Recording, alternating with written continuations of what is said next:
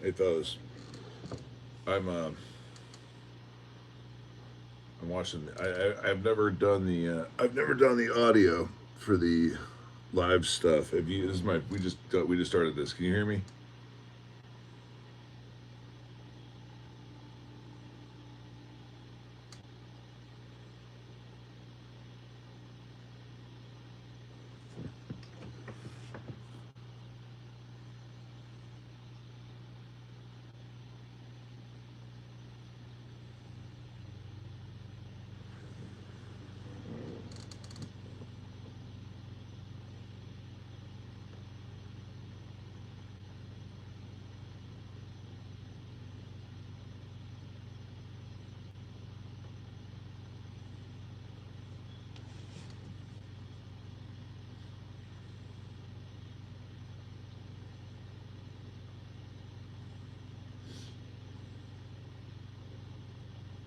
It's a nature channel.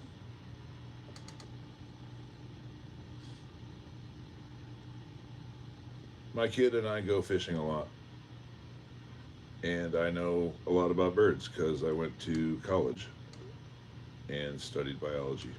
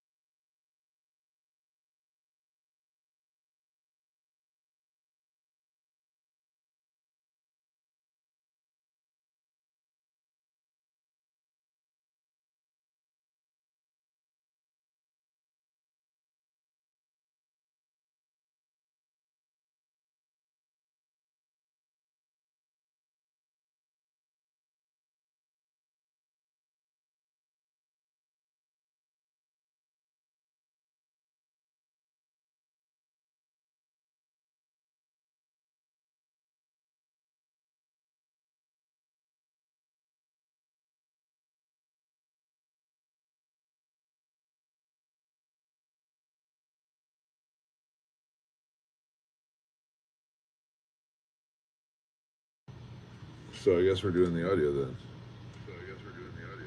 All right, I'm gonna turn this down. All right, cool. Hey, good night.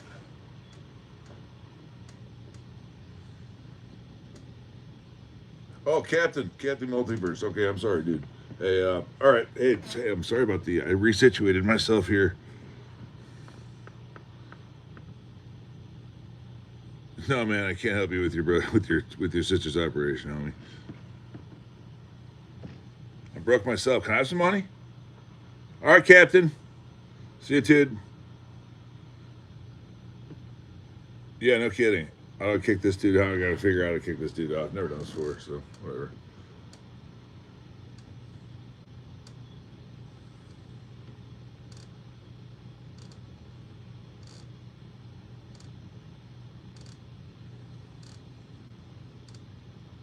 There we go.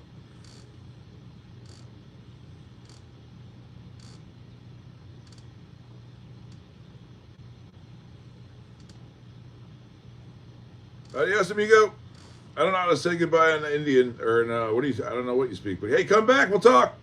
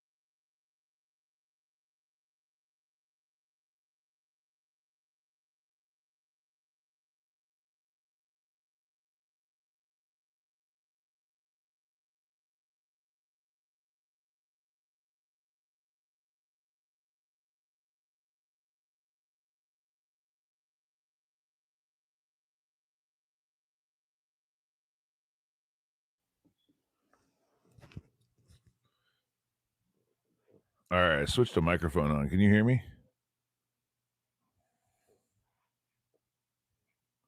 Just give me a simple yes. That's all I'm going to ask for. I'm going to do what I'm going to do. I'd sure appreciate it.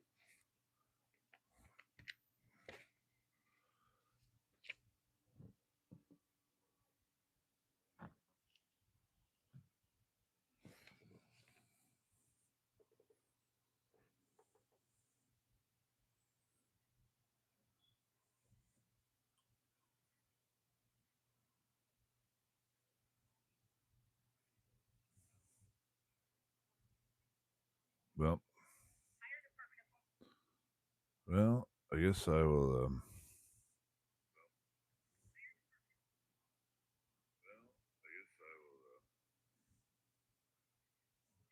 All right, so it is working. I'm doing it the old-fashioned way. So,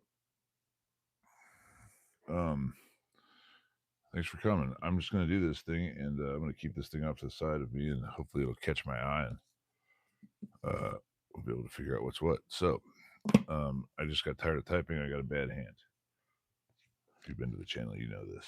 So, hey, okay. So, what are we? So this thing, right? On the those two little tiny dishes out there is some apricot jam with some assorted nuts. The birds have picked through it over the last 3 or 4 days because we've been snowed in here in St. Louis. So I'm gonna. I've never done this before, so I'm gonna try and. Sorry, I'm adjusting myself. I'm gonna try and talk about some of these birds that hopefully we're gonna see here. So I got some a field guide in my hand, and I got my ornithology book over here too. So now I'll start with here. Well, I guess we'll start off with what we're using. It's actually a wild bird blend. I don't know where Big Mama got it. I think she got it from Ace. But it's got like cracked corn, some wild bird seed, or wild seed, and it's got some sunflower seeds, and it's sprinkled with habanero pepper to keep the mammals away because we don't want to get squirrels. So and it works too. I haven't seen a single damn squirrel because I hate those animals. Well, I mean, I don't hate them, but I hate them. You gotta love hate relationship with them. So how I know we saw some house sparrows. So let me flip to the sparrows here. So for anybody's watching, I was just talking with a I believe a young gentleman from India, sixth grader from India, Captain. I can't remember. I have to look back. Captain Multiverse. Captain. Yeah, it was Captain Multiverse at bedtime. Um, so he had to roll, and I get it because bedtime's important. I got to get mine anyway. I'm in St. Louis, Missouri, which is in the United States, right, almost smack in the middle of the country. So I'm flipping through this book. There we go. So I can't really guarantee this is going to be like a real scorcher or anything like that, but because I've never done this before, so I don't usually talk during these things. I usually just set the camera up and just shut up. But okay, so there. Oh, okay, there we go. There's a song sparrow on the bird feeder, and then there's I think that's a house. It's a house sparrow on the right. Um, House sparrow. I happen to be on the page for the house sparrow. So here's what the notes say on the house sparrow. On the first one of the birds. I got the sun in my face too. This is kind of and it's glasses, so bear with me. One of the first bird songs heard in cities in spring. Familiar city bird. Uh, Nearly always in flocks. Introduced from Europe to Central Park, New York, in 1850, and now found throughout North America. These birds are not really sparrows, but members of the weaver finch family. Huh, I didn't know that. Characterized by their large, oversized domed nests. They construct a nest containing scraps of plastic, paper, and whatever else is available. Oh, you know what? That reminds me. The kid and I, actually, Big Mama, she showed me something the other day. I'm like, oh, that's a great idea. Oh, there's a cardinal. There's a cardinal. He's going to hop up here. There's a male cardinal off to the left. I'm not going to move because I'll scare it off. but he's over there. Hopefully he'll come up here. He's bright red. We had a family of cardinals living in this bush that's directly in front of you, and a tornado rolled through. Actually, yeah, tornado rolled through. There he is. See him? He's a pretty bird. Look at him. So we got a song sparrow on the left. We got a house sparrow on the right. We got Mr. Northern Cardinal. There they go. I don't know what just scared him off. Wasn't me. I've been sitting perfectly still. Song sparrow's got the nuts though. Yeah. Hey, we're about to get visited by everyone. All right, let me keep reading here. Construct a nest containing scraps of plastic, paper, and whatever else is available. It's an aggressive bird that will kill the young of other birds in order to take over a cavity. Gee, damn, nature, you scurry. All right, you scurry. All right, so what else was the cardinal? Sweet cardinal. It's cardinal, and if I run out of stuff, then which I probably will. It's 119. I'll start reading other species that are common around here in the winter. But we'll see what happens. Hey, dude, who's this? TP Leg. What are you? Are we French? TP Legent. Where are you from, dude? Or I just call everybody dude, so don't take it personal.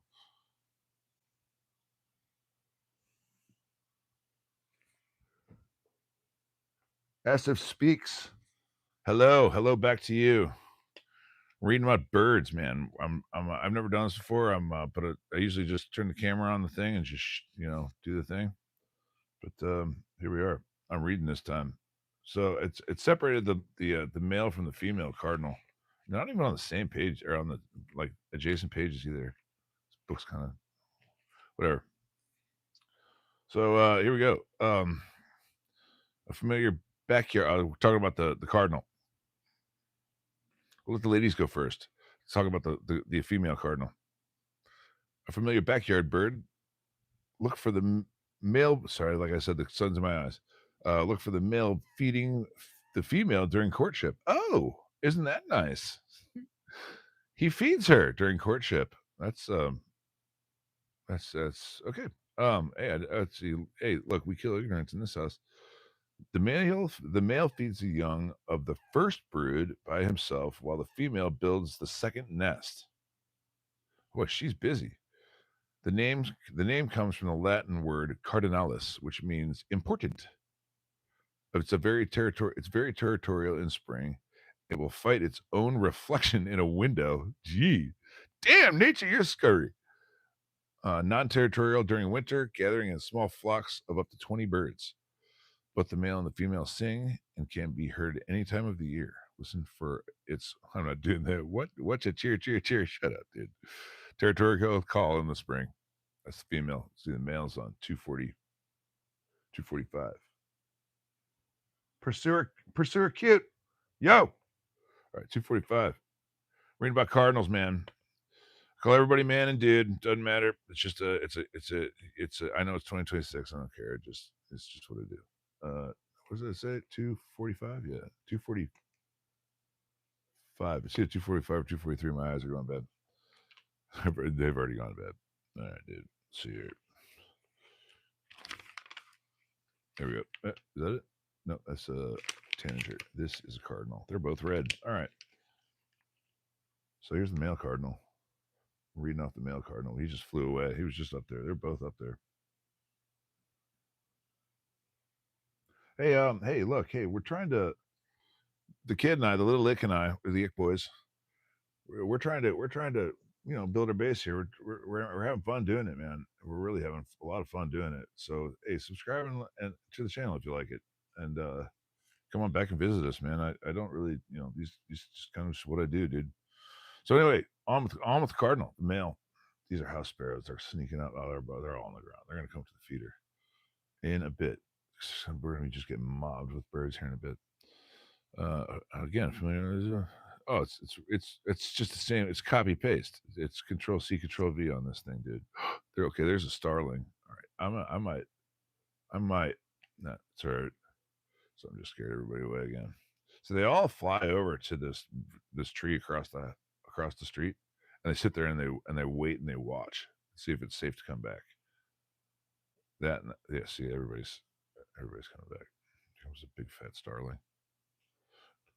look up the starling, European starling.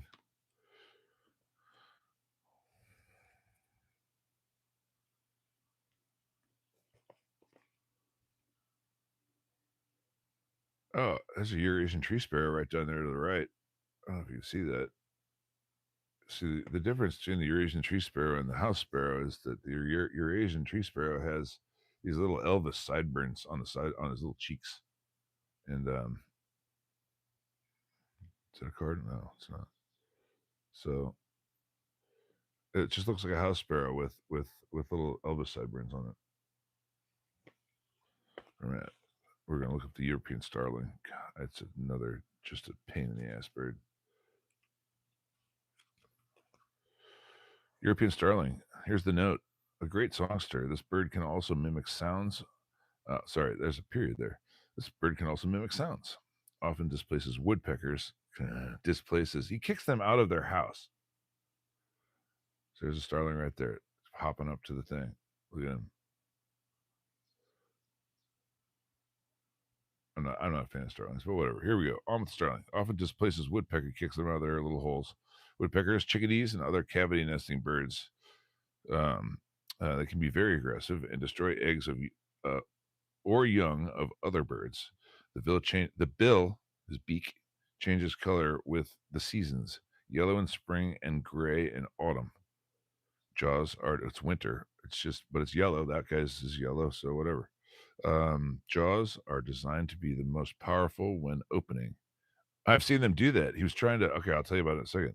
As they pry open crevices to locate hidden insects, it gathers in the hundreds in autumn. Yeah, they really do. I saw a flock of these things, and I was looking north to south. Uh, Dillet PC, whatever, a whole bunch of hey alphabet guy. Welcome in, welcome in, welcome in. We're talking about birds, homie. All right, so it's not a native bird to the states. Is introduced to New York City. New York City, man, likes to release all these. God, we'll get back to the Eurasian tree sparrow because it was actually released here in St. Louis. So we'll get back to that one. That's actually a story. Not a story. I don't know the full story. I'll get this. Here we go. I was on the feeder. No, I'm not going to move. But there's one around the feeder right there. I'm not pointing it at the feeder. I pointed at they were all going to the bird bath the other day. They're all going to the feeder now, though. That one was. So that was a European starling. They're kind of asshole birds. In fact, I'll even see if they're in my book. I have this book called "A Dumb Bird's Field Guide to the Worst Birds Ever." So I'll see if it's in here. It might even be in here because it's a total pain in the ass bird. Oh, I was telling you, I saw this. There's a, I don't know if I posted it or not, but it. I was overfishing at the pond, and it was just starlings, just as far as the eye could see, millions of them, hundreds of thousands, if not millions of them. And horizon to zenith, north to south, birds, birds, birds. I felt like I was in an Alfred Hitchcock movie. All right, let's see. Does it even have this thing? I'm looking it up. Black bill magpie. No. What am I looking for? That's starling. That's right. Do you have it by? No, it doesn't. I'm amazed because it's a real asshole of a bird. Okay, well, it bums me out. That would be like number one in my thing. This is the here. I'll show you. This is what I was reading. It's not in there. You think it would be? That's definitely. I don't know. That's a bee eater. That's a woodpecker. That's everybody knows what that asshole bird is. Anyway, that's not in there. So whatever. All right. So Eurasian tree sparrow. Hey, let's get into that. That one's got a. So I'm from St. Louis, Missouri. We're in St. Louis, Missouri. Um, and the Eurasian tree sparrow. Let me get it out here. It'll only have like a little tiny snippet of it. And I don't have a computer in front of me, just my phone, so I'm not gonna. I don't know if we'll look it up or anything, but I'll tell you what this has in it because it's kind of a funny little story. So the Eurasian tree sparrow has the little cheek patches It looks like a house sparrow, but it's got little Elvis sideburns. Introduced from Germany in the 1870 when 20 birds were released in St. Louis, Missouri. Hey, hey. Since then, the population has only spread a little into Missouri, Illinois, and Iowa. It is thought that it is so. It is oh man, it's a lot of glare. It is thought the more aggressive house sparrow is the reason why Eurasian tree sparrows haven't spread farther. So yeah, the house sparrows keeping them in check, and they are the everybody describing all these birds as assholes. They're not. They're not. Just those ones. Not really a sparrow. Again, not really. Eurasian tree sparrows, they're not really a sparrow, but a type of weaver bird, just like the house sparrow. They're closely related, I'm sure. Frequently in parks, suburban yards, and farmlands, but usually goes unnoticed by the novice bird watcher.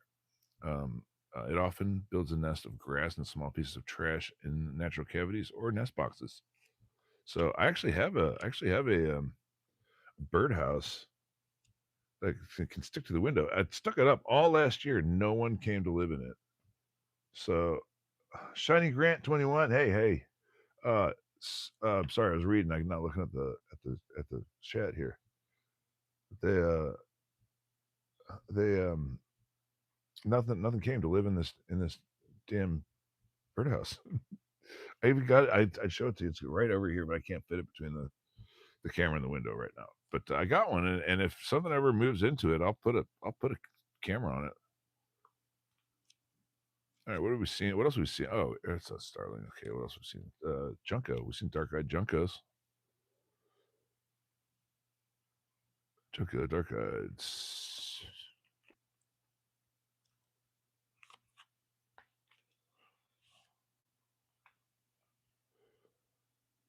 All right. Well, we read the female card, and we're going to read the male Junco. Where's he at?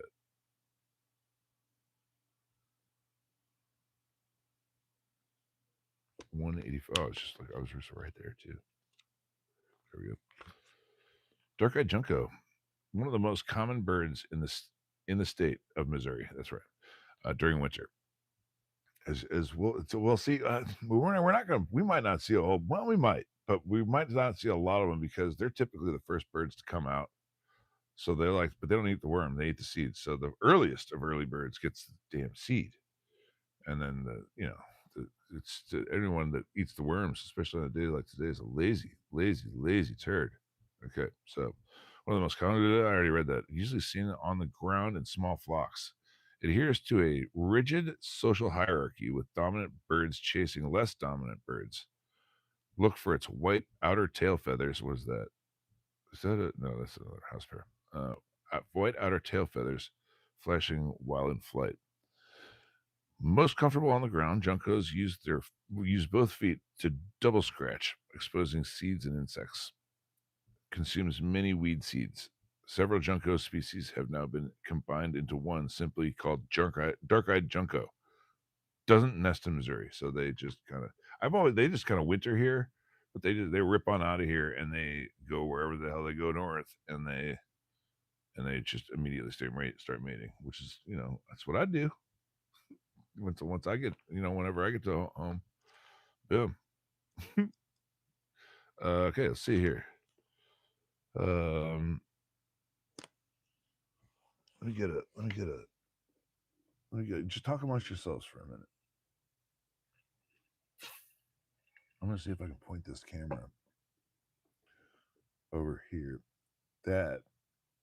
No, I can't get it. No, well, they're not really coming to the feeder very much. I'm gonna try one more thing. Bear with me. Bear with me, peoples. Bear with me, peoples.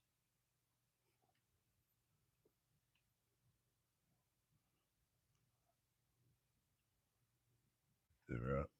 It's a little better. What do you think?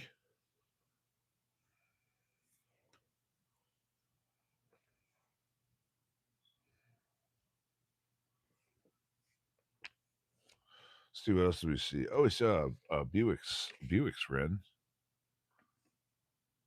I saw that a couple of days ago. Probably that one might be back.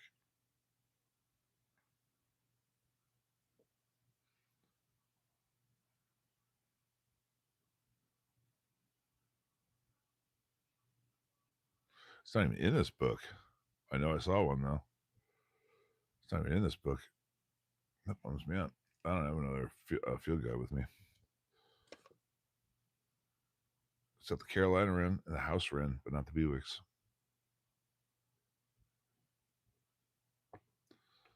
We don't have titmice this year. I was hoping we get some. We usually in the deep winter we get some titmice, but no titmice. A couple years ago, got some cedar waxwings. They were amazing.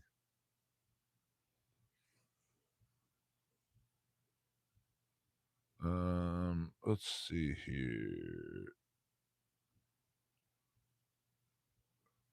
There's a bird called a dickcissel. Dickcissel. Dickcissel. I was reading about the dickcissel. I don't have no idea. I've never heard it. Apparently, it's 247. Is this it? No, that's not what. The dickcissel. 267. Oh, sorry. Sometimes me no number good. I don't watch football. I don't watch soccer. I haven't been into soccer since I was a kid. No offense. It's just, it's not my thing. I was more of a hockey guy. Who's the GOAT? I mean, are we talking football? Football? European football? I don't know, man. You pick. I trust you implicitly. The dickcissel. That's a kind of a drab bird, too. Originally a bird of the prairie. Dickcissel. Dickcissel. Spiza americana. Originally a bird of the prairie, now found in alfalfa fields, abandoned fields and meadows due to the loss of native prairie habitat. Preferred habitat that is sparsely vegetative. Vegetative, yeah, vegetative. I'm sparsely vegetative sometimes. Doesn't do well in thick, dense vegetation. The males arrive at breeding sites a couple weeks before the females and begin to sing from prominent perches. Who's out there? Everybody's going everywhere but that stupid bird bath, which is where all the food is. Nest urge are only a couple feet above the ground and usually well concealed. Well, they kind of have to be if they're only a couple feet above the ground. The common name comes from an imitation of its song. Oh, okay, really? Yeah, right. Why are all these birds named tits? There's like the great tit in Britain, which I've heard of.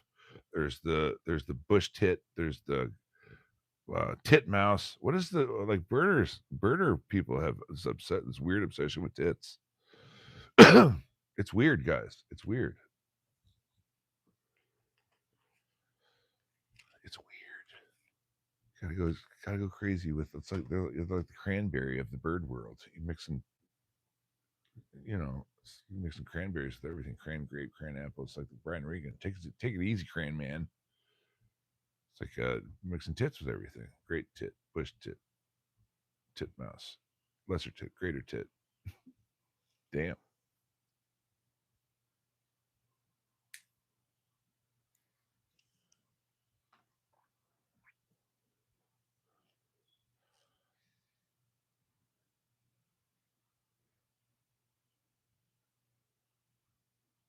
Good morning.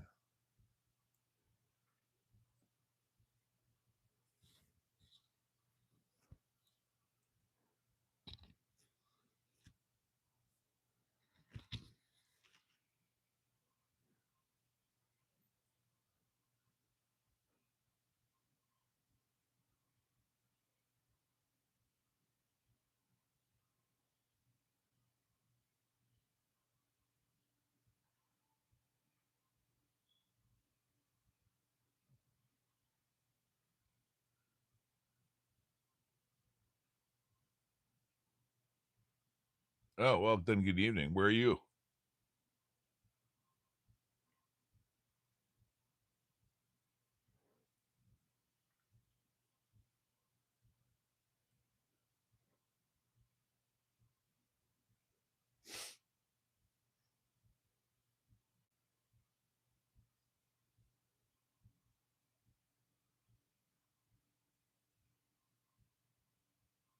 Yes, I'm from the USA. I'm from the middle of the USA.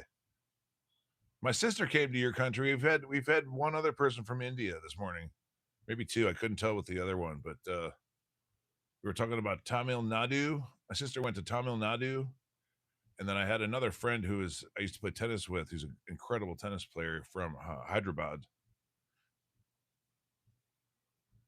He used to he grew up playing. He's the most. He's not dead or anything. He's still here. His name was Chaitan, and he was an amazing player, man. And he grew up playing on tennis courts made of cow dung.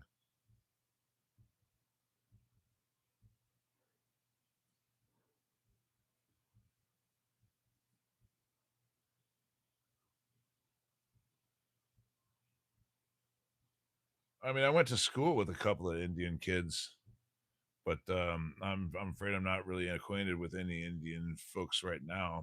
We don't really get a whole lot of Indian folks here in the middle of the country.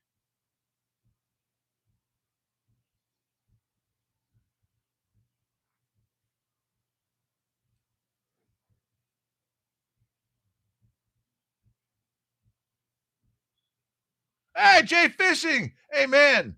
I've seen you all over the channel, dude. Hey, man, I appreciate your comments and everything, bro.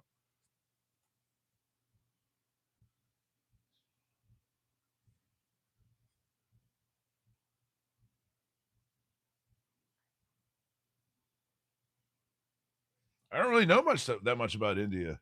I know that I've seen people riding on your trains, and I'm wondering how the hell everybody doesn't die.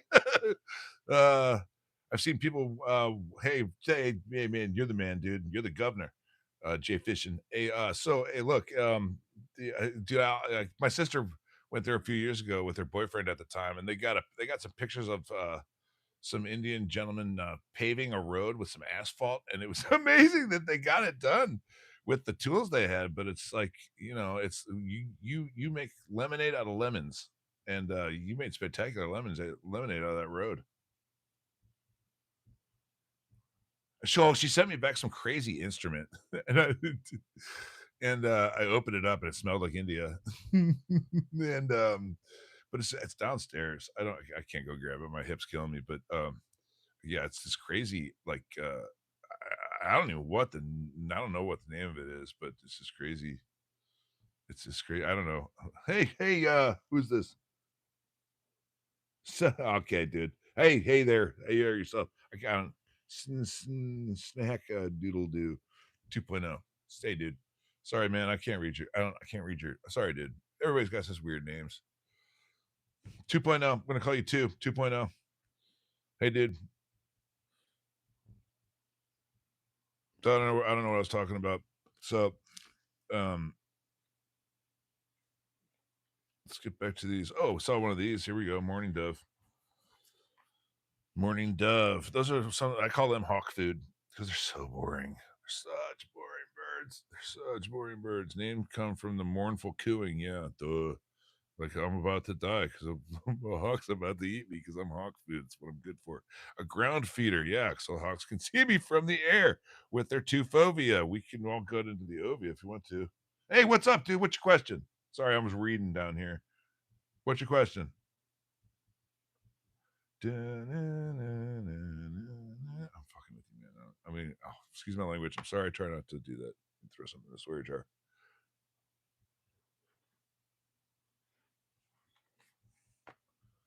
Well, we're waiting.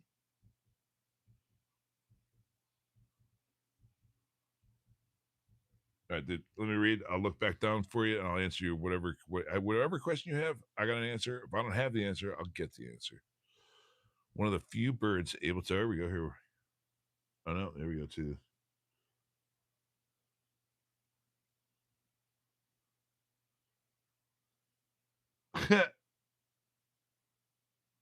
You've been posting some videos like dogs, eh? Oh, we've been posting videos like dogs, or you've been.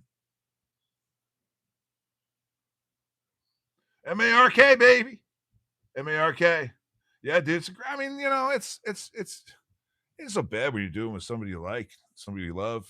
I love my boy, and we have a lot of fun doing it. So, but I mean, yeah, it's a grind because you know, our I don't know, what do the kids say, vibe, our vibes don't mesh up, and like we're not, you know, it's like he doesn't he would like we don't want to be doing the same thing, you know. So but it's yeah, sometimes it's a grind, but sometimes, man, it's the easiest thing in the world. It's the easiest thing in the world, man. I can't. He hates the winter, dude. And he's like the bass. He's like, I'm like, when are you gonna come out fishing? He's like, not until it's 50 degrees and rising for 3 days straight. It's like you've assembled all those words. Like it's almost like someone else ventriloquized them, said them through his mouth. It's like he was possessed by some summertime demon, summertime fishing demon. Anyway, back to the mourning dove, the most boring bird on earth. Parents feed the young squab. The youngs are called squabs. Why? And you posted the birds are digging for worms. Yep, right on.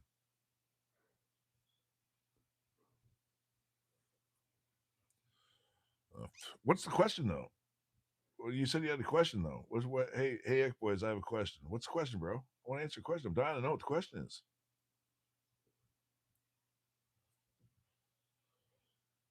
Flimsy platform nest. Of course, a mourning dove's nest is a flimsy platform. It's oh god, I hate these birds so much. Often falls apart in a storm. Yeah. Oh god, it's so that you can get eaten by hawks. Wind rushing through wing feathers in flight creates the characteristic whistling sound. Nobody, so that the hawks can hear you and then promptly eat you. Oh god. Okay. Well, let's just go straight for. So I've been seeing your videos like the trout fishing. How was it? Oh, dude, it's great. Well, I mean, I haven't been, dude. Okay, I was just saying this before I started the live stream, man. I am having some kind of weird. Okay, if you know the channel, let me back up a little bit. If you know the channel, you know that the kid and I just started fishing last. I want to say August, might have been late July. Uh, and so my dad never took me fishing and everything. So anyway, that's the brief synopsis. That's the breakdown. So I am like having some kind of weird like fishing withdrawal or something.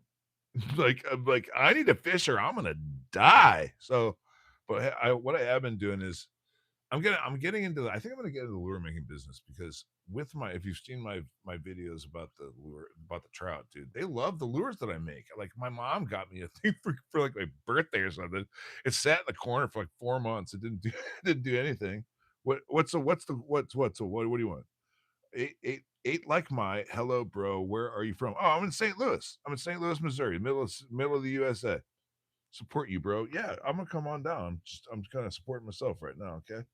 Um, yeah, August 1st. Oh, hey, happy birthday back in August 1st. Yeah, it's probably right around then. There's a cardinal. No, it's not a cardinal. That is he's gone now. He moved over. I'm leaning back now so that I can read this book. So I forgot where I was, dude, and I can't go back and I've been hitting the head so many times. Um, my bad. My memory's bad. About the arch. How do I feel about the arch? Um, I love looking downtown at the arch, man. It's a, I don't know. It's a fantastic monument. It's a monument to mathematics, dude. It's a parabola. Who doesn't love seeing a parabola? I'm joining you. Oh, the old lady's calling me. I'm not going to answer. Well, I'll tell you what. I gotta talk to the old lady. I'll be right back. I don't know. Hey, you might be on the live stream with me. I don't know. What's up? Okay, so I don't know if my mic turned off. What do you want? Oh, hi, baby. How's work? Fine. I'm looking at the birds with the internet.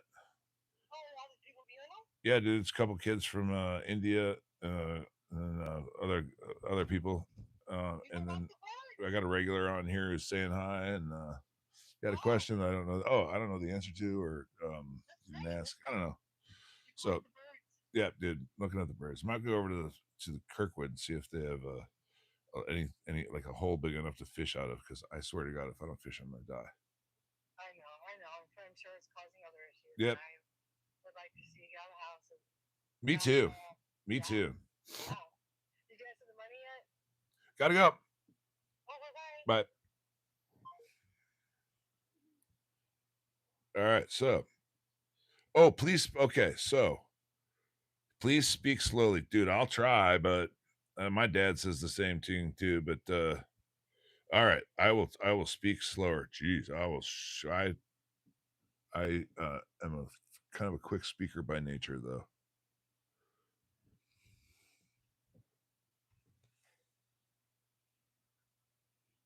Right? Yeah, we've got a lot of Indians tuning into the program this morning. Where are you at in India, Jay? Yeah, man, get back into fishing in the spring.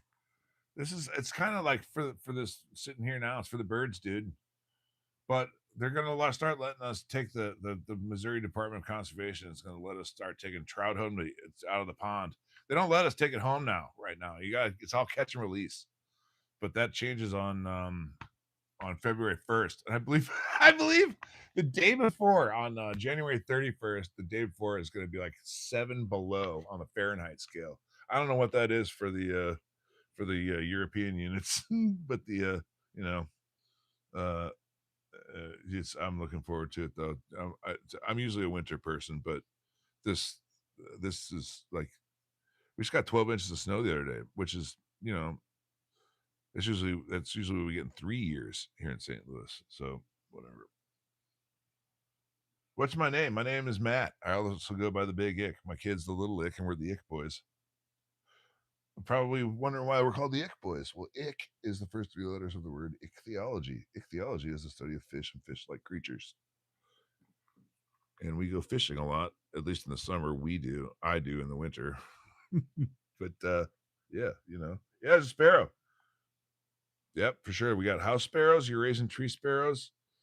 We just found out that they're not actually sparrows though. They're actually in the wren. They're actually wrens, or not wrens. They're actually finches. They're actually in the finch family, but they're called house sparrows and Eurasian tree sparrows.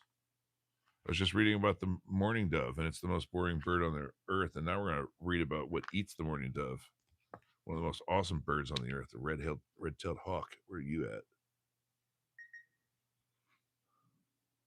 Brilliant. Yeah, dude, you gotta chill, man. You gotta chill. I'm doing this right now, but I'm gonna yeah, dude. I'll come and check you out, man. All right.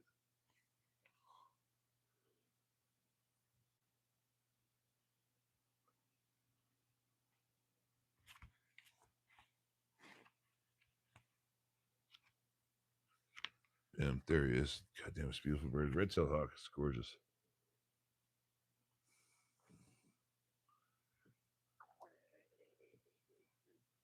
No, nobody's mentioned my channel. It's just me and the kid. We just passed 200 subscribers yesterday, though. That was fun.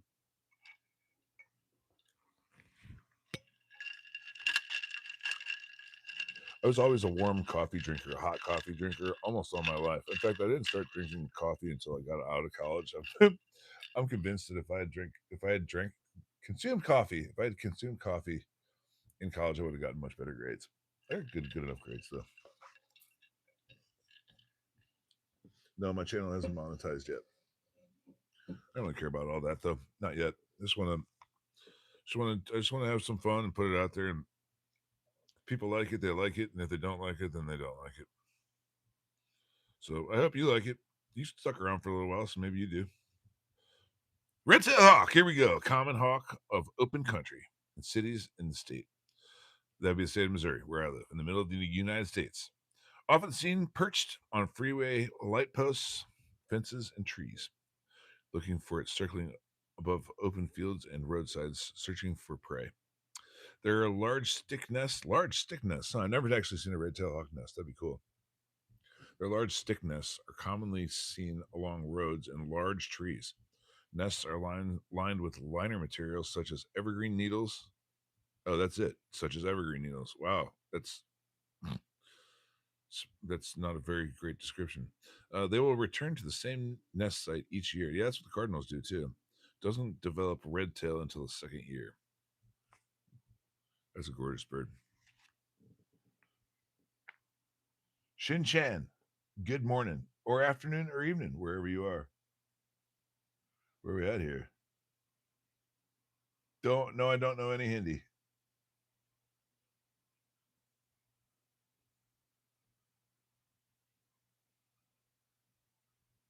How to spell Mark? Thanks, bro. I appreciate you.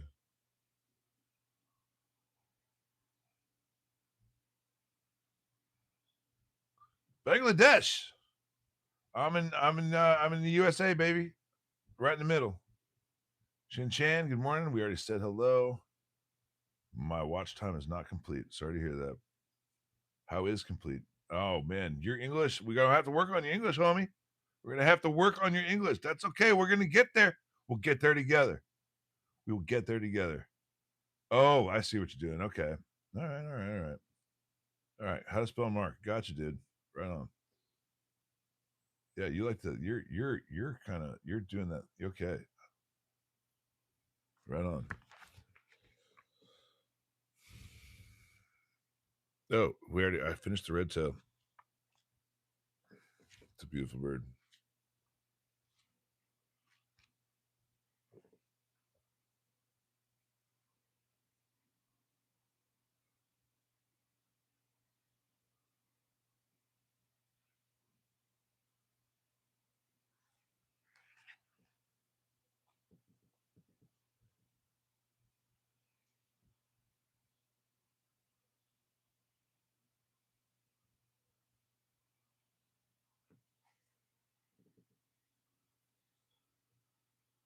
Nope, don't know any Hindi, homie.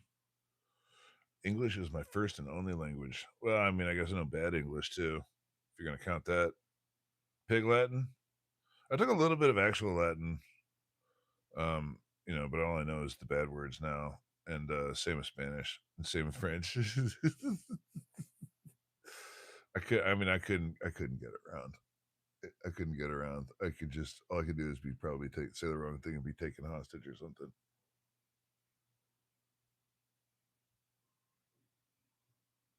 All right, bro. I'm gonna have to. I got it. Sorry, dude.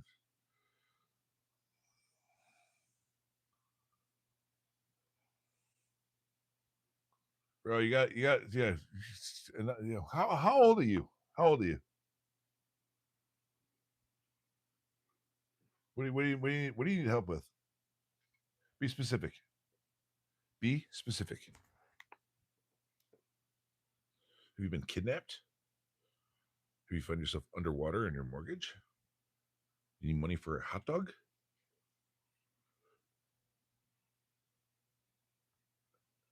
You need thoughts and prayers? What do you need? What do you need? Tell me where it hurts. Oh, here's my favorite bird. There we go. The belted kingfisher. He's not going to be coming anywhere near this feeder, but I see him all the time at the pond, and I love that bird. Seen perched in branches near the water. It dives headfirst for a small fish and returns to a branch to eat. Well, it doesn't say this, but when it gets back to that branch, it bashes that little fish's head. It gets the branch until it's DEAD. Has a loud machine gun like call. Yeah, that's for sure, man. It sounds like it sounds like it sounds like a little machine gun. Okay, bro. Good luck to you. Oh man, take that back. What'd you say? What did you say? All right, man. I didn't get your. What was your question anyway? Did you ever get your? Did I ever get your question? Talking to you, Jay Fishing. Jay Fishings. I keep wanting to say OU812 like the Van Halen, um, the Van Halen album song, whatever. Excavates a deep cavity. This is the belted kingfisher. Excavates a deep cavity in the bank of a river or lake. The parents drop dead fish into the water, teaching young to dive. Wow, that's crazy. I didn't know that, but I guess that makes sense. Teaching the young to dive. It regurgitates pellets of bone after meals, kind of like an owl. Huh. After being unable to pass bones through the digestive tract. Digestive tract. Mates recognize each other by their call. Yeah. No. Yeah. It's kind of how. Yeah. No shit, Sherlock. Let's see. We don't have ospreys here. I don't. I've never seen it. We might. I've never seen one though. We'll have to revisit all these summertime ones in the summertime. Who's that? Yeah, it's just gonna be house sparrow after house sparrow after tree Eurasian tree sparrow.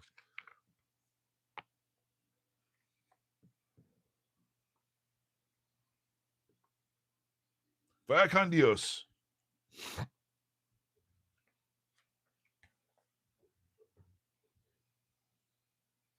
My my dog Norman is sitting right behind me and he's dreaming. I can hear him. He hardly ever barks. He only barks when it's time to eat. Other than that, he's a total mute. But he's sitting right behind me, and he is in his dreams. I guess you guys, anybody has dogs, I guess knows this. The little dogs become highly ferocious in their dreams for some reason.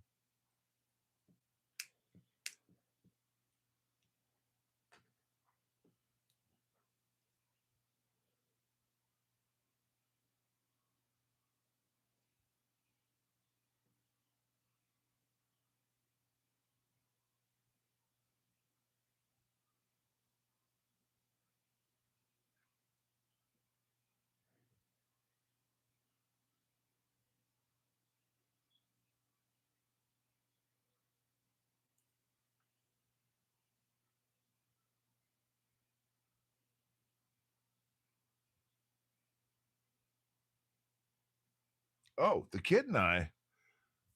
little ick and I, the ick boys, are going to. So we looked up our like our viewership the other day.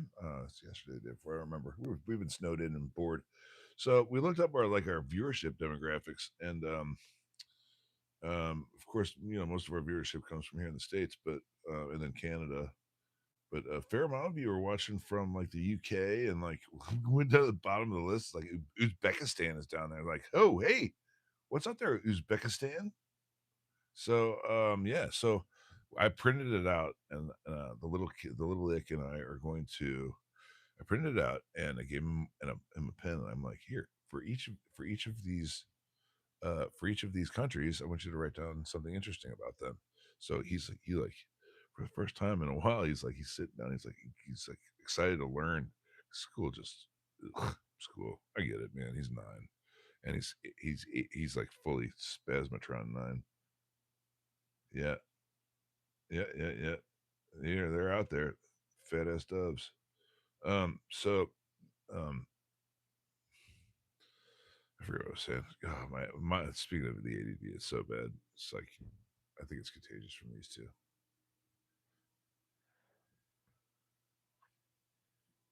Can someone remind me what the hell I was just talking about? Oh, the list of things. I'm sorry. Okay, the list of things. Okay, so he's gonna write down something interesting on each country. The list of countries of our viewership, people that have been watching our silly stupid little channel, and we're gonna say something. I think he started off with like the most dangerous animal that you have in your country, and one of them is the cow. So I'm like, you're gonna have to explain that one, man. If it's like, so these people like eat too much beef and they all die of heart coronaries, they all die of heart attacks, or like so like and then like oh, India, you guys down there in India. Apparently yours is spoiler alert. We'll call it a little preview, okay? Snakes. Who'd have thunk? Right? In India. Apparently you guys have snakes everywhere. Which goddamn, no, thank you with that shit. I mean, I like all the animals, but Jesus, snakes just give me the heebie-jeebies. So, what are you saying? Oh, it's Captain Multiverse back. What, you can't sleep, dude?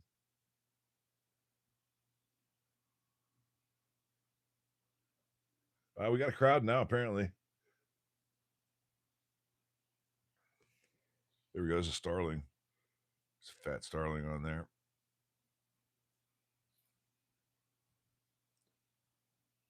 And there's a little house sparrow behind them.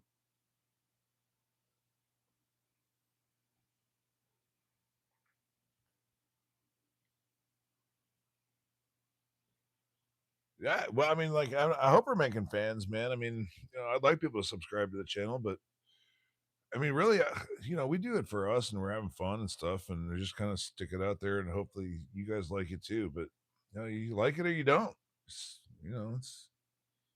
That one just took a giant shit. Oh god. Okay. I hope hey, YouTube's gold, man. YouTube's gold.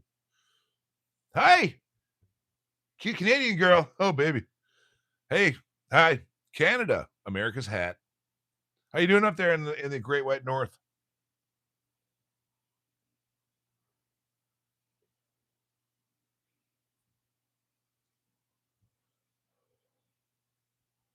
Okay, so there's a Eurasian. There's a Eurasian. You probably hopefully you can see him. He's got the little Elvis sideburns, little black cheek patches, the little black cheek patches on him. That's the Eurasian tree sparrow. That's the one that. Yeah, baby, cute Canadian girl. This is Captain Multiverse. He's from India.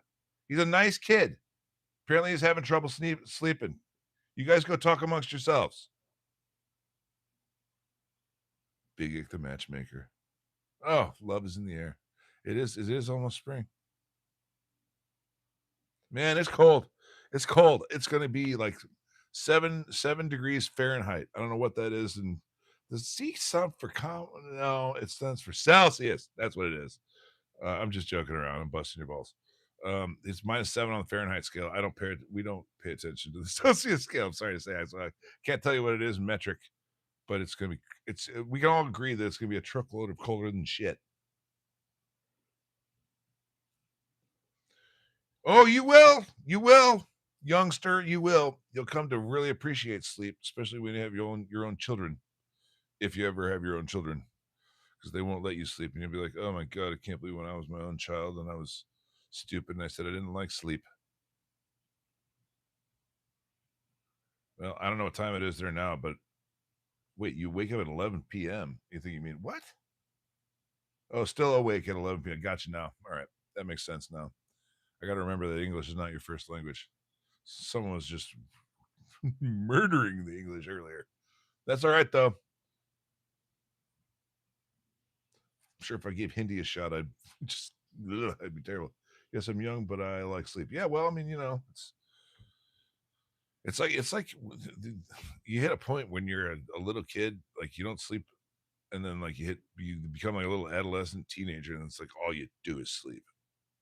And then you get to be an adult. I guess you're saving it. You're banking it off for when you become an adult, because then you don't get to sleep anymore, especially when you have kids.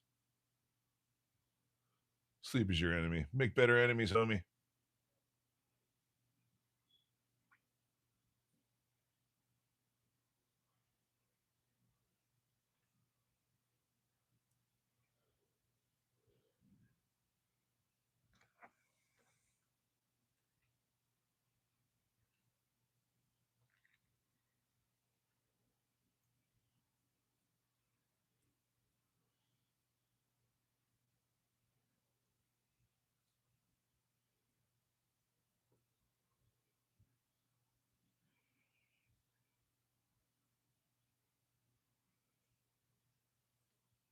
So we were supposed to actually go see the. So just north of here, there's a city called Alton, and it's just across the Mississippi River in Illinois, which is the next state over for you folks from out of town.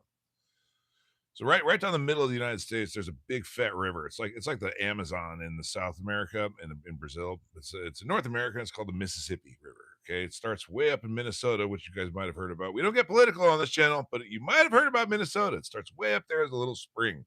Okay, and it trickles on down, and by the time it gets to St. Louis, we call it the mighty Mississippi, and then it gets all the way down to New Orleans and fans out into the Delta and empties out into the Gulf of America. Yeah, baby. So, um, so what we do, there's a population that comes down in the winter from Canada, probably maybe from Alaska, who knows? And um, cute Canadian girl, we might know some of the same Eagles. Um, and so they come down and they I don't know, it's not, I wouldn't call it roosting, but they come and hang out in this little city just north of St. Louis called Alton. There's a little town up north of that called Grafton, and we were supposed to go out there, and we got dumped on, like, we got a foot of snow. A lot of it melted the other day because of the sun was out and the radiation kind of took care of some of it, but We got dumped on. Just it snowed for it's like 36 hours. It was nuts. All right, kid, go to sleep. Have fun at school tomorrow. Hey, make sure you pay attention in math and English. Bye.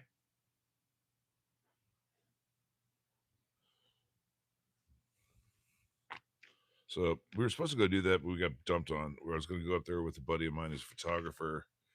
So you guys go check him out. His name is the Traveling Patriot. He's over on Instagram. He and I met at the pond while I was fishing, and he was shooting, and we happened to see this bald eagle. In fact, I'll read about the bald eagle in a little bit. We saw this bald eagle fly in. There's video on our channel. Go on down to the Yick Boys. THEICHBOYS. Gone down there on YouTube. There's a couple of videos down there of the bald eagle that I saw, and I actually got a little short of. There's actually a male and a female, and I got a short of both of them in the same frame. It's fleeting, but I got it. So Aaron and I, the Traveling Patriot, Aaron, his name's Aaron, and I, we kind of, we're just kind of teaming up and working on some stuff. So go check him out, dude. He's a nice guy, and he's self-taught. He's got some great equipment. I've seen his equipment. He's into astrophotography too, which I'm also into. I've only done 2 videos on that, just for the hell of it, for a long time ago, like several months ago. So I don't know. I might do that. Yeah, sure. Well, it's Atul Rajawal 2. Sorry, dude, if I murdered that. Hey, India. Yeah, okay, man. What's up? Hey, that's I found out that okay, that's Russian. What is this? That's Cyrillic. I can't read that. Hey, thanks a lot from Canada, Jay Maimon Duds. Oh man, I can't read that. My eyes are terrible. Hey, you gotta love math, man. You gotta love it. You have to. I mean, even if you hate it, you have to because you're gonna have a hard time getting successful in life. J-Man does. Yeah, sorry, dude. Meow meow. Meow meow meow meow meow meow meow meow meow meow. Oh, good. Hey, bird nerd. That's fantastic, dude. See that video? Oh, sorry. See that video I did of me nerding out over that bald eagle? I was just talking about it. That's a Bewick's wren right there. Let me see if I can get him. That's a Bewick's wren. Right up through. Oh, shit fire. To pick this up. Right up through there. I flew away. Sorry. All right. Sorry about that. No good deed, right? Sorry about the camera angle and fix this. All right. So, all right. Yeah, you guys are all in India, man. Everybody's checking in from India. My sister went there. She'd get a kick out of it. Do a backflip. I don't think so, Hyman.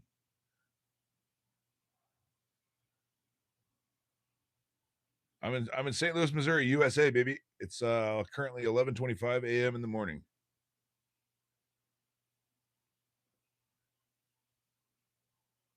Do you really?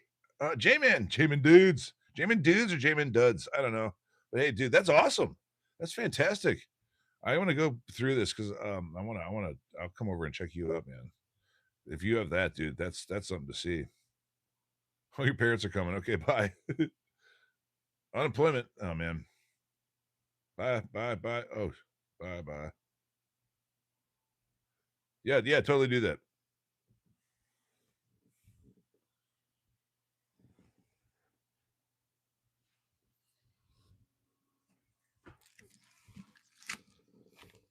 This would be a lot easier if I had a light behind me.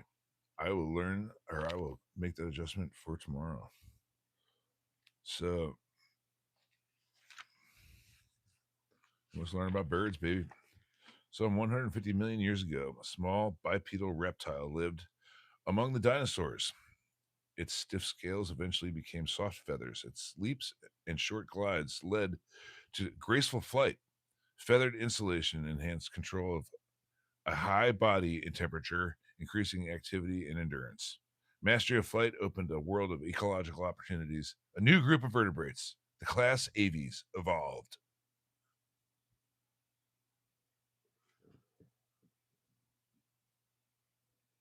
Well, currently, Sonny the Rabbit, I'm reading from a book called Ornithology. We're learning about birds, baby. We're learning about birds. Responding to the ecological opportunities, birds diversified in form and function. From a fundamental anatomy of from a fundamental anatomy evolved huge flightless ground birds such as ostriches, small agile perching birds such as chickadees, nocturnal hunters such as owls, aquatic divers such as penguins, aerial masters such as albatrosses. Are they really aerial masters? Have you ever seen an albatross? Never mind. And shoreline waders such as herons. In each major assemblage of birds appeared a host of variations, various specialists eating particular prey or occupying particular habitats. English motherfucker, do you speak it? The variety of birds is the grand result of millions of years of evolutionary transformation and adaptation. Roughly 300 billion birds of over 9,000 species now inhabit the earth. Yet this number is only a small fraction of the number of species that have become extinct since the age of dinosaurs. Oh, dude, the most like out here in the front, it's the house sparrow, man. They're everywhere. They're like little bird locusts. Currently, well, I don't know what look maxing is, man. You're gonna have to. Hey, good. Love ornithology. Yeah, if you get into it, dude. Garnology. Now, I don't know. So it's the study of garns. Yeah, they fly free. Oh yeah, the albatrosses. Yeah, they're nuts, man. And then I think they return to the same nest every year, something like that. And yeah, so yeah. You got the house sparrow, and then you got the Eurasian tree sparrow. Yeah, they're closely related, but they're two different birds. I know I had kind of a thing for these two, but I mean, they're different birds. Eurasian tree sparrow and the house sparrow. Yeah. Okay, so now there's I'm not gonna do anything with the graphics here. I'm just gonna read you the book, but you can just use your imagination. The earliest bird, Archaeopteryx, known from fossils of the Jurassic period, 150 million years old, had feathers and could fly after a fashion. I don't know what the hell that means by that. A major radiation of toothed birds, some violent, some not, followed in the Cretaceous period, roughly 100 million years ago. The basic kind of modern birds, such as raptors, rails, ducks, woodpeckers, and songbirds, evolved in the subsequent epochs of the Tertiary period as climates changed, continents moved, and islands emerged. The distributions of species and the compositions of avifaunas changed as new taxa supplemented or replaced older ones. Yeah, Starling's out there. Oh yeah, dude. Well, I mean, yeah. This is all new to me, man. It's the first day I'm doing this, so it's kind of a story. I'll get into it another time, but yeah, dude, we're doing this now. So, what is a bird? What's a bird? Actually, well, I mean, if we're gonna have a book called Ornithology, at the beginning of the book in chapter 1, we might as well answer the question: what is a bird? Birds, along with mammals, amphibians, reptiles, and bony fishes, are vertebrates or animals with backbones. Despite their diversity of form, birds are extremely well-defined group of vertebrates. They are distinguished from other vertebrates by feathers, which are unique modifications of the outer skin. No comparable structures exist in any other class of vertebrates. Feathers are essential for both temperature regulation and flight. They insulate the body and help maintain high body temperature. Lightweight and strong, the long feathers of the wing generate lift and thrust for flight. All birds have bills, a distinctive attribute that facilitates instant recognition, even by very young children.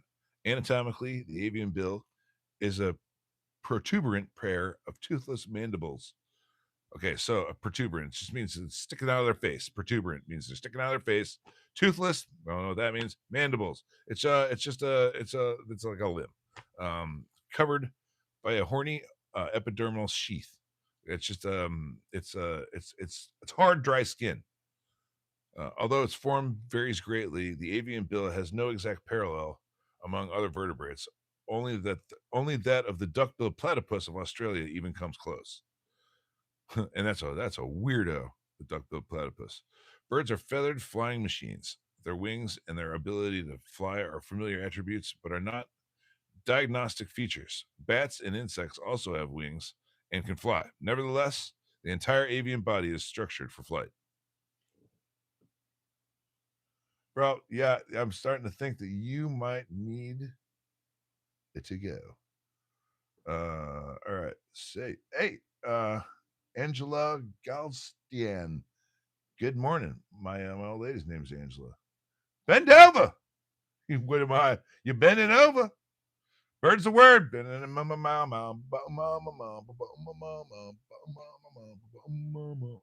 wants to hear that. All right, bro. Congress needs to. We don't get political on this channel. So thanks for coming by. Yeah, we don't get political. We don't get religious here. Those two things we do not do. There's been a couple of little tiny exceptions just to set up the old the premise, but we don't do religion. We don't do politics. You that's something for you to have with your God and your government. Fused bones of the pelvis. Here we go. Are we on the things? No, yeah. Fused bones of the pelvis, feet, hands, and head contribute to the rigidity and strength of the body. Horizontal backward curved projections on the ribs called uh, uncinate uncinate processes. I have to relook that is. What that is. UNCINATE processes overlap other ribs and so strengthen the walls of the thorax. The furcula or wishbone is uniquely avian, having evolved as a central element of the flight apparatus of the earliest known birds. I didn't know that. Oh, I guess I did know it at one point because I've read this book before. But it's been a long time. The furcula, that's the wishbone, prevents lateral compression of the chest during downstroke of the wings and also is an anchoring site for the pectoral flight muscles. So that's how they maintain their ability to flap so damn much. Yeah, I think so too, man. It's pretty interesting. The wing itself is a highly modified forelimb that, with a few remarkable exceptions, is nearly incapable of functions other than flight. Birds' bones are lightweight structures, being spongy, strutted, or hollow. Modern birds also lack teeth and the associated heavy maxillary bones of the jaw. That's just where the teeth root in to the jaw. The reduced anterior mass improves balance in flight and in precision landings. You really need that. Birds are endothermic. That means they're warm blooded. They maintain high body temperature as a result of metabolic heat production, as do mammals, over a wide range of ambient temperatures. Avian physiology, therefore, accommodates the I'm getting down the bottom page and I got a belly. The extreme metabolic demands of flight and temperature regulation. The red fibers of avian flight muscles have an extraordinary capacity for sustained work and the ability to produce heat by shivering. Avian circulatory and respiratory systems are so powerful and efficient in delivering fuel and removing waste and metabolism for flight, and high body temperature makes great demands on those systems. The reproductive and sensory systems of birds are also unusual. They produce large, richly provisioned external eggs, the most elaborate reproductive cell of any animal. I'll be damned. Nurturing the growth of the embryos and of the young after they hatch requires dedicated parental care, which is which is coupled to elaborate mating systems, nesting behavior, territoriality, brood parasitism. Oh, that's a cool concept. We'll talk about the brown-headed cowbirds sometime when their brood parasitism. That's a man. People don't think nature be like it is, but it do. Anyway, continuing coloniality and sorry, people in India, they do. It just happens. It happens. Coloniality. That's a dark joke. They don't all hit. You know what I mean? And a suite of other social adaptations, highly developed neural systems and acute senses. I'm getting the sun here. Mediate feats of navigation and communication. In particular, the extraordinary vocal ability of birds have few parallels among animals. Only human vocal production is comparable. Yeah, I'd say that's about maybe. I mean, it's an old book. They might have changed that to include porpoises too. You know, your whales and dolphins and porpoises. What year is this book anyway? 1990. So yeah, it's there's been some developments and hey, Dominican Republic. Good morning. Yeah, cowbirds, man. Yeah, Brian Cowbird, cowbirds. Slurp, slurp, slop. Yeah, that sound like that sometimes, dude. Yeah, okay, oh, great. Okay, dude, there's a lot of you here, man. There's a lot of you here. Okay, dude. Oh well. All right. Hey, let's talk about birds, man. Birds as reptiles. It has long been recognized that birds evolved from reptiles. Thomas H. Huxley, the great evolutionary biologist of the 19th century. Look, we don't get into religion or politics here. I'm reading a book. Continuing. just, I know I'm asking for it. Look, I'm reading this science. All right, get over it. Asserted that birds were merely glorified reptiles. It's not wrong, and classified them. He's not altogether wrong, and classified them together in the taxonomic category Sauropsida, Sauropsida, Sauropsida. Birds and reptiles share many characteristics. The skulls of both articulate with the first neck vertebra by means of a single ball and socket device. The occipital condyle, it's parenthetical, mammals have two condyles. I don't know what that is. It's been 25 years since I was in the classroom. Birds and reptiles have a simple middle ear that has only one ear bone. Huh. Humans have three: the malleus, the incus, and the stapes. That's not in the book. That's just something I know. But birds and reptiles have one ear bone. The stapes, mammals. Oh, here it is. Mammals have three inner ear, middle ear bones. Anyway, sorry, I'm too many little stupid little personal notes here. And a whole bunch of people just left. All right, sorry. All right, sorry. The lower jaws or mandibles of both birds and reptiles have 5 or 6 bones on each side. Mammals have only one mandibular bone, the dentary. Avian and reptilian ankles are sited in the tarsal bones, not between the tibia and tarsi as in mammals. The scales on the legs of birds are similar to the body and scales of reptiles. Both birds and reptiles lay a yolked poly I'll give you that polylysical egg. Uh, uh, sorry, a yolked polar egg. I'm not going through all these terms. There's just an alphabet of terms here, and I'm not going to go through them. We're going to keep it all lay style, laymen, laywomen. Again, birds and reptiles lay a yolked polar egg in which the embryo develops on the surface by shallow divisions of the cytoplasm and cytoplasm on the surface of the egg. Female birds and some female reptiles have the XY sex chromosome combination. Birds and reptiles have a nucleated red blood cell. Well, that's a lot of. That's just throwing information at you. Everyone's leaving. Oh man, wish you could see this one. This is the. Here, let's see if I can get this on here. This is the. That's the.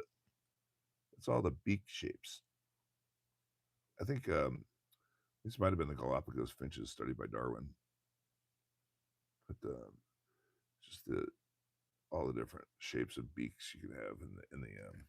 I'll just read the figure. A classic example of adaptive radiation. Hawaiian honeycreepers have evolved bills that range from thin warbler-like bills to long sickle-like bills to heavy gross beak-like bills. Anyway, that was just a cool picture. Figured I'd show you that. Hey, I got to. Yeah, I got to. Uh, what is wrong with you? What is wrong? Who is this? Hazel Khan. What, dude? What is wrong with you, bro? Okay, dude.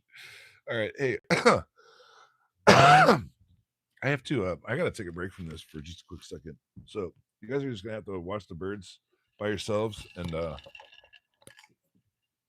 come. Just give me like 5 minutes. Just give me like 5 minutes. I'd sure appreciate it.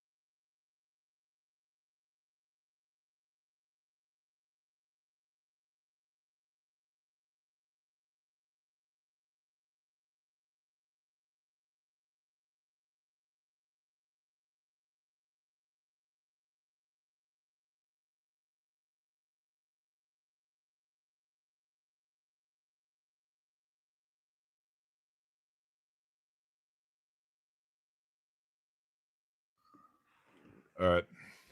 You guys hear me?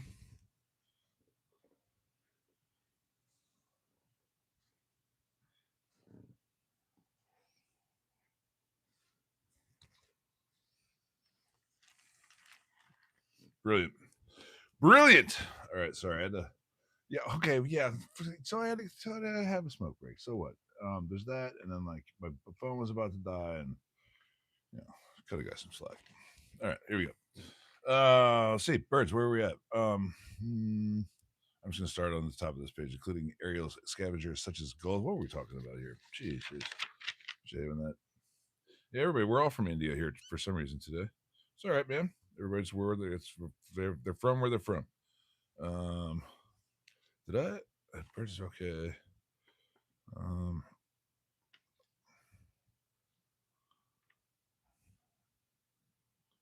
all right, here. I guess I skipped ahead too much. Sorry about that. The evolution of birds from a reptilian ancestor and their subsequent diversification is the result of speciation, the irreversible splitting of one species into two with independent evolutionary futures and dissimilar habits. The appearance of a multiplicity of ecological types as a result of a speciation is called adaptive radiation. So that's kind of when say you got say you got this okay, here we go. Say you got this population of tree sparrows, like we're looking out the window here, right? And over time, say this uh they were affected by continental drift, and over time, the land split apart, and then a body of water started growing beneath it or between them, and then and then they started growing apart so far that they couldn't even fly to each other, and then after enough time, they started to change because of nature, and that's the whole theory of evolution. But uh, then if they spend enough time apart, that's speciation. That's when they become one species becomes two species because they spend so much time apart. And then if you get enough of that, that's uh, you know separations. It's kind of a fanning out. That's your adaptive radiation. Anyway, I don't know if I explained that very well, but that's kind of how I did it on the spot. Anyway, continuing, which is characterized by variations in form and function that enable species to exploit their environment. So this is just fitting into little niches. Niches. Some people say niches. I say niches. Bill sizes and shapes change in relation to the types of food eaten. Leg lengths change in relation to habits of perching or terrestrial locomotion, or like if they're waders, like herons, or if they're perchers, or if they're used for killing and eating and hunting, like eagles. Um, and wing shapes change in relation to types or patterns of flight and to aerodynamic efficiency. Burns Rain. Oh, let's see. What's hey, I was checking in from India. Hey, Jose Marcos, bienvenidos. Yes, cute Canadian girl. Hello, cute Canadian girl. J-Man Duds, you're having a hell of a time. All right, yeah, we're learning about the study of birds, baby, ornithology. All right, here we go.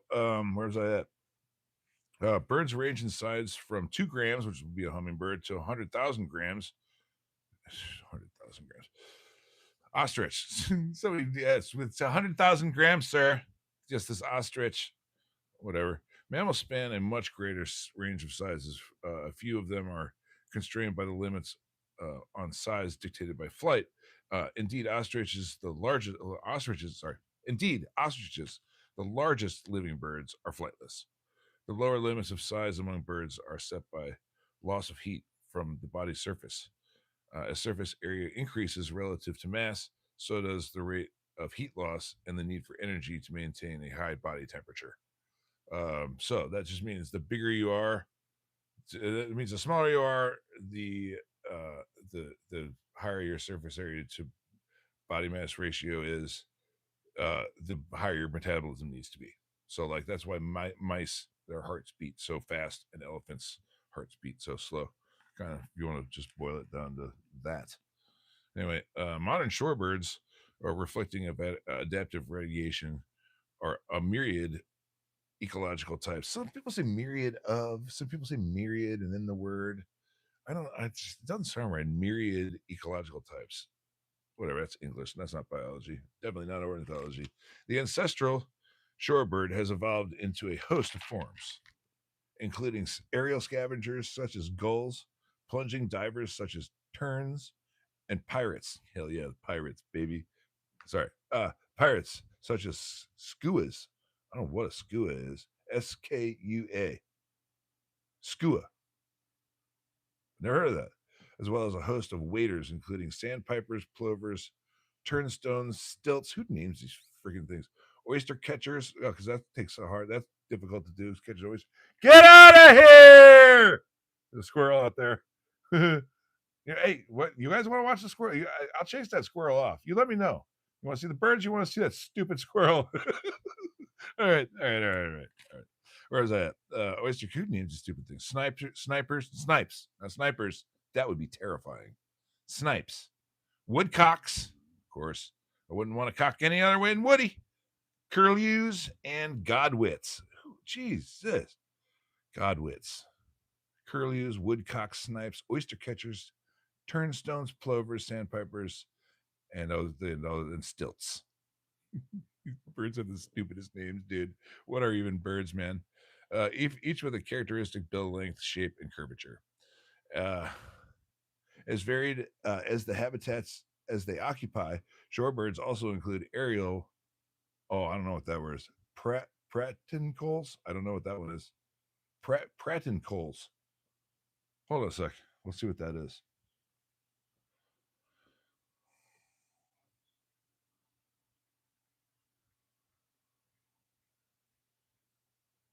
Pratincole. Oh, that's a kind of bird. Oh, all right. Uh, well, I don't know how the hell much. That's a beautiful bird, though. Hey, it's Pratincole. Go look it up. That's a beautiful bird.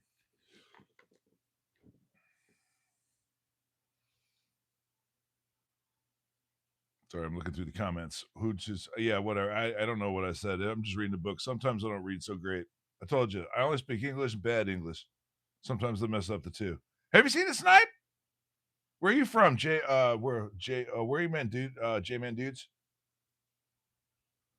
Oh, indigo buntings are beautiful birds. Where we at? The varied diets of modern birds include green leaves, buds, fruits, nectar, seeds, invertebrates of all sizes, and vertebrates of many kinds, including carrion. Carrion is just dead meat. Um, Few birds are specialized herbivores.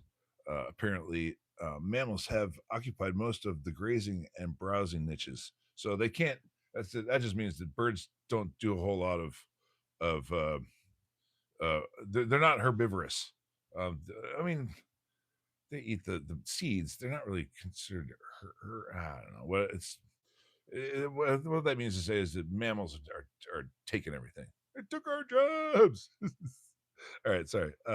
Fruits, seeds, and insects nourish the majority of birds, especially the passerine land birds, which I believe are these birds that we're looking at right now, whose adaptive radiation was coupled to that of flowering plants and associated insects. So yeah, we're one. They kind of the speciation of the one marches in lockstep with speciations of the others. This is just evolution by natural selection and ecology. It's can't really get more basic than that. Birds are awesome, dude. Bro, just stop. Should I stop? Rabbit of the future says stop. Okay, we'll stop.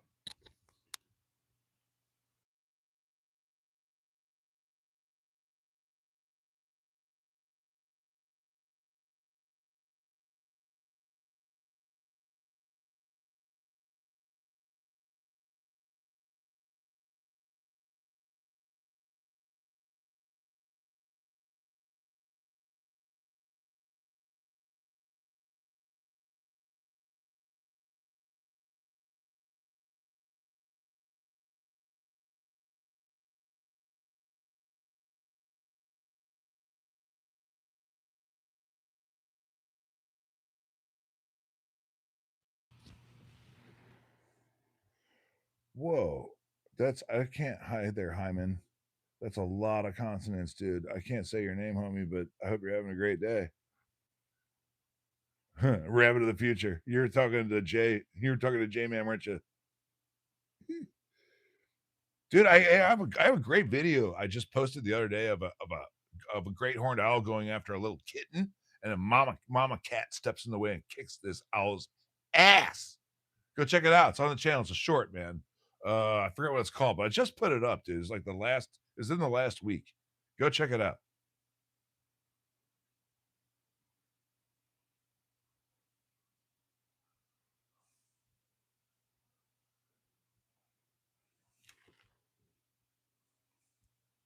So, hey, should I continue reading from the book?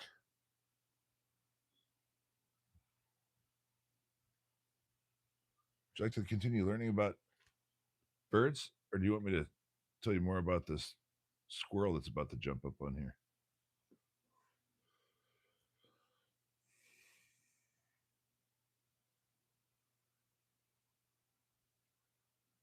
Yeah, no, I know that. It's just, some people got to be a wet blanket.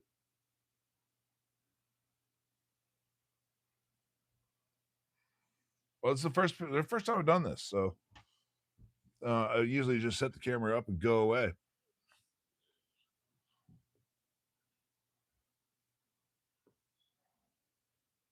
There we go. There's the squirrel. I don't know why this little bastard.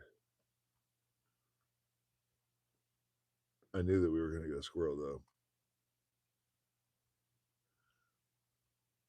My 9-year-old kid keeps trying to talk about aura, and I don't know what in the shit aura is. I mean, I know what the literal definition of aura is, but here we go. I'll try and see if I can get this to be a little lower. I'll be able to get more of the everything.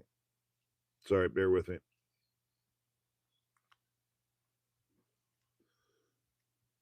Let's get a better look at that little bastard. Do I name him the squirrels?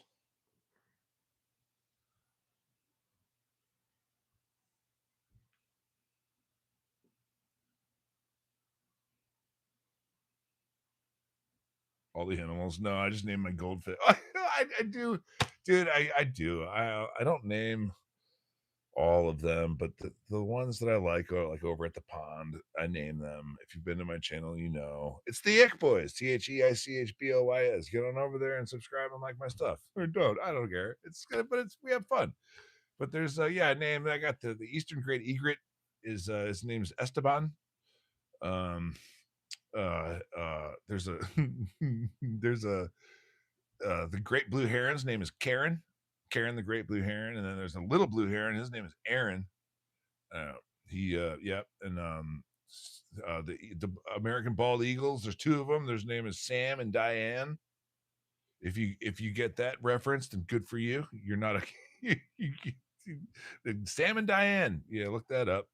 um yes, saw a green heron. I got a good short of it actually catching a fish.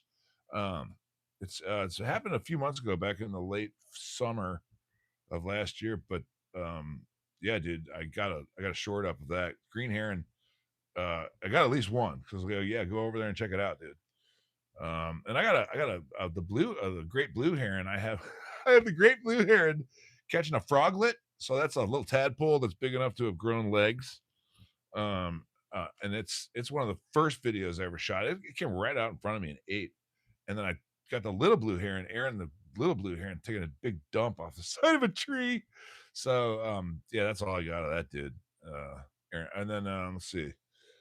Do I name them? I got the school crew. Those are my fish over there in the fish tank.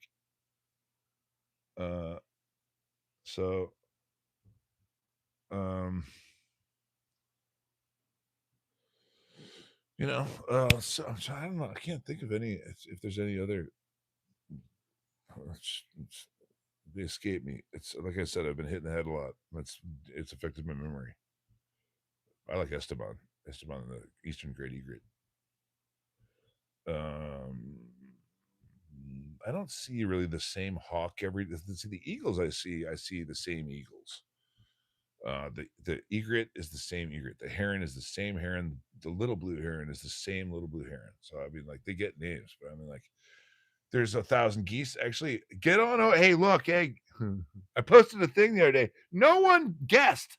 I want to. Dude. Okay, so I posted a picture the other day. Get on over there and make a guess, dude. I make lures in my spare time. Okay, little fishing lures. They work. I've had pictures and video of them working. So if you fish, dude, get on over there. Look at my shorts, man. I got one that has the entire the wintering population of Canada geese. If you guess the number of geese, I'm gonna send you a bag of lures so you can go fishing with your kids or your mama or whoever. So, or just you have fun. I know what the number is. I know I counted them. I know what the number is. So if you just come on over, man. Nobody's guessed. It's really kind of starting to hurt my feelings. You know what I mean? So anyway, it's a surprising number. Russia, Privyet, Koktila. That's all I know of Russian. Yeah, I'm in the yeah. So I live right in the Midwest, man. I live in St. Louis, Missouri. And so we get some. It's it depends on the year and the weather patterns. Like one year I got a whole flock of cedar waxwings. Look those up. Cedar waxwing. That's a gorgeous bird. Came over here and they just destroyed the berries on this one tree that I had, and they just swarmed it like a bunch of locusts. And they were here for about 3 days, and then they were gone, and they never came back. I got these dark-eyed juncos that come on down. They some of them stay, some of them pass through. The geese down the street, they're down here for the winter. So yeah, so dude, thanks, Jay, man. I appreciate you, man. I appreciate you, man. Tell your friends. Let's see. My reaction, I don't know what you're talking about. Oh, in the USA? Oh, yeah, of course you are, Jay. Oh, which one's grandma's favorite bird? Juncos? Are you? Misbehaving? Oh, misbehaving. Misbehaving. Yeah, dude. Well, you know what? We're learning from this book right here. It's close to the window, but we're learning from this book right here. Yeah, just reading. Learn about birds, baby. Learn about birds. Corresponding to a diversity of diets is a diversity of bills, illustrating the variety of bill forms that can evolve during the process of adaptive radiation are those of the Hawaiian honeycreepers, which have evolved from a flock of a flock of small finches that stayed out over the Pacific Ocean from Asia or North America millions of years ago. We didn't narrow it down. That was the worst structured sentence I've ever read. No, I'm sure there's way more of them. This is written by scientists. The finches made a landfall on one of the Hawaiian islands, then flourished and spread throughout the archipelago. Archipelago, I love that word. Isolated populations changed in genetic composition and appearance. At first, imperceptibly, and then conspicuously. I'm not going to define all these words. Subtle changes in bill shapes and sizes led to a proliferation of bill types and feeding ecologies to match. From heavy grosbeak bills for cracking large legume seeds to long sickle bills for sipping nectar from flowers or probing bark crevices for insects.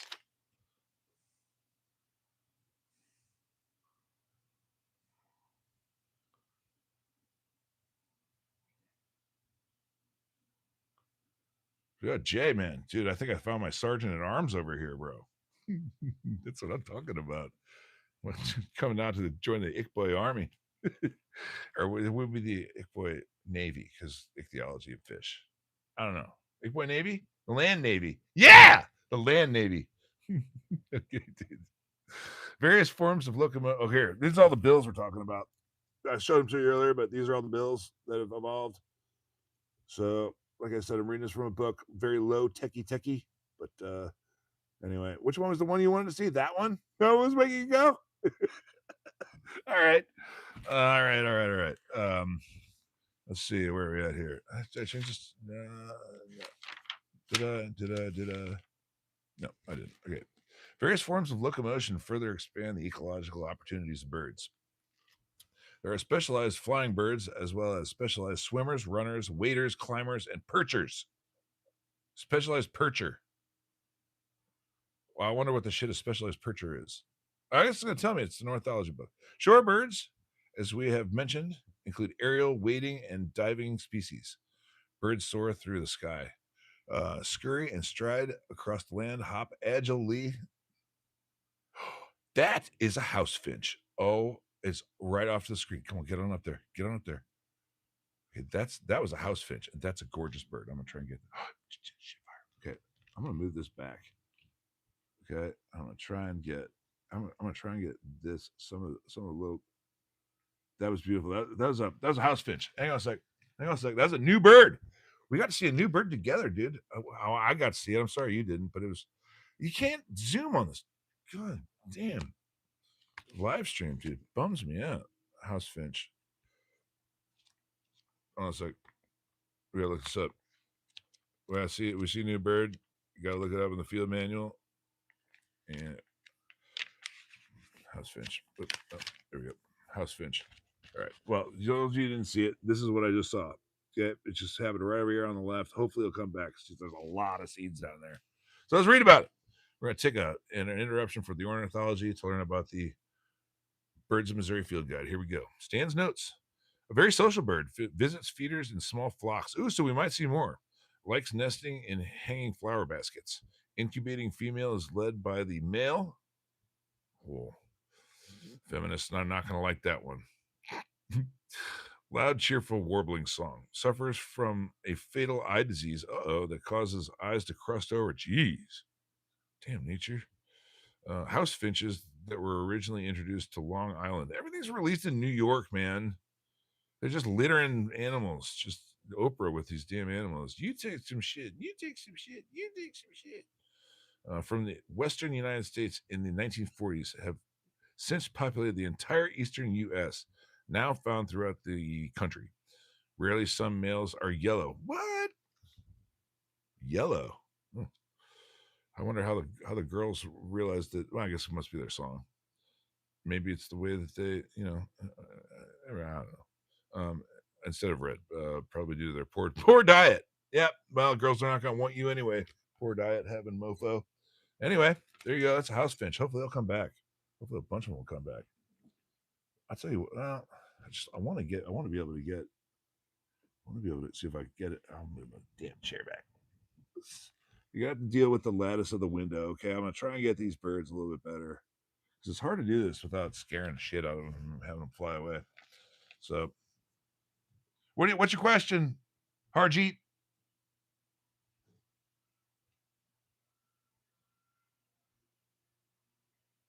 Let's see. Let's go back here. Yeah, beautiful bird. Hey, thanks, buddy. Yeah, we're really hitting it today, dude. Yeah. Well, it's kind of there's another finch called a purple finch. So, but yeah, it's kind of rosy. I'd say it's more rosy than purple, but yeah. New Zealand. Is that still down under? Or is that like down under adjacent? What's your question, bro? Yeah, ask me. Do you like milk? General milk to it. I cow milk, man. I like cow milk, man. I mean, I don't know if people do these almond milks and nut milks because almonds don't have nipples. So I've never had like I don't know, cow, caramel, buffalo, goat, sheeps. Are you just putting like words together? Because I can do that like Thursday, blue, monkey, Rocky Mountain, oysters, tiger light, two exactly, man. Yeah, I mean, we can do this stuff. Well, I was just reading off the names of these ridiculous birds earlier. So, you know, or what? Okay, dude, you're losing me. All right, back to the birds. Harjeet, man, you got to put a lid on that, man. Starving. Okay, turn the page. I don't know what's happening here. The combination of four limbs adapted for it's a house finch. Oh no, that's a song. A house sparrow. I meant that was a song sparrow.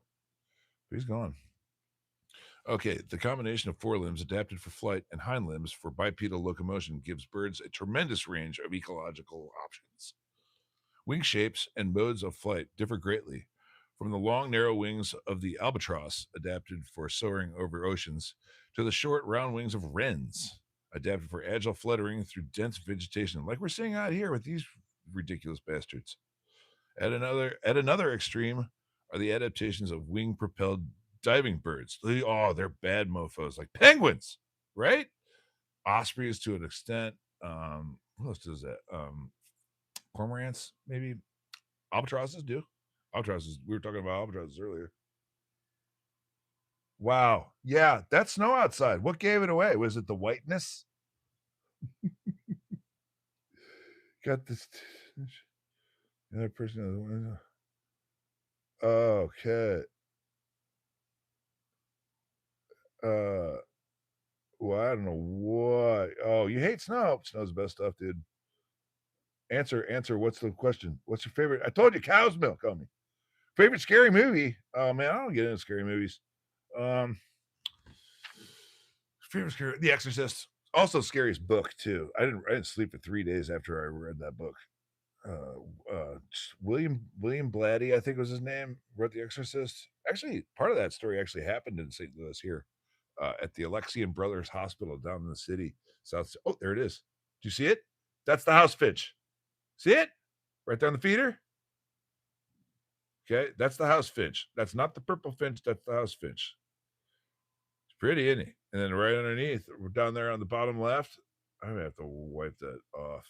The bottom left, that's the Eurasian Lily move, but that's the Eurasian tree sparrow with little black cheek patches.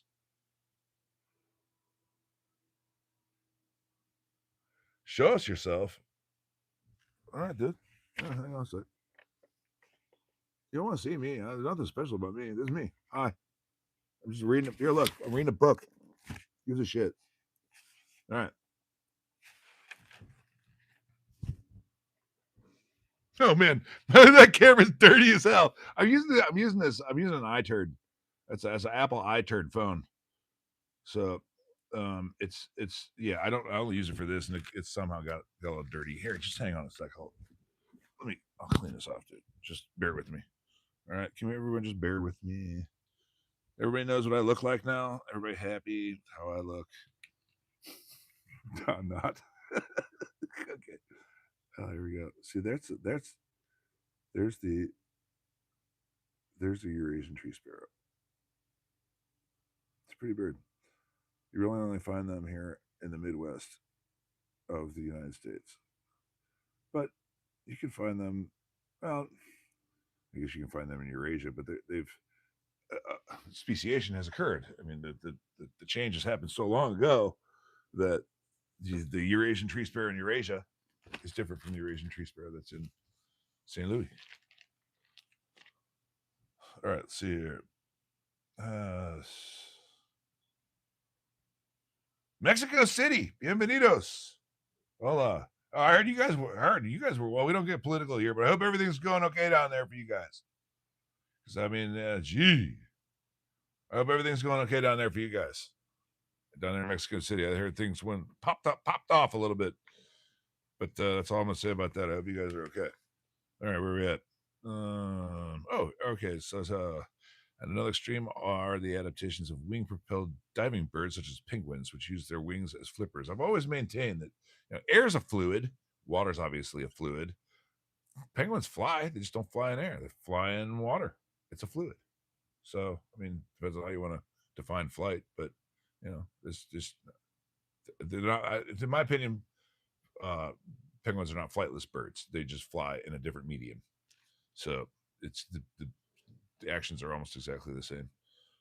I mean, the mechanics of it are almost exactly the same. Anyway, continuing on here. Use of wings as flippers. Okay.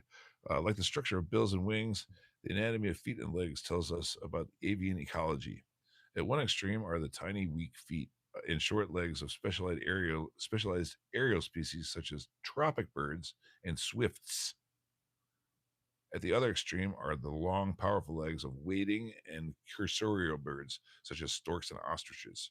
Cursorial birds, I think those are land based walking birds. The long toes of herons, especially of jacanas, which spread the bird's weight over a large surface area, facilitate walking on soft surfaces. Sand grouse can scurry on soft desert sands, and I don't know, ptarmigan and ptarmigan, Ptarmigan. Look that up. I'm not going to. And ptarmigan, that's a bird. I don't know what I don't know what it looks like. Probably gorgeous, as most of them are. Anyway, can walk on snow by virtue of snowshoe-like adaptations of their feet. Lobes on the toes of rails and webbing between the toes of flamingos and avocets reduce sinking into soft mud.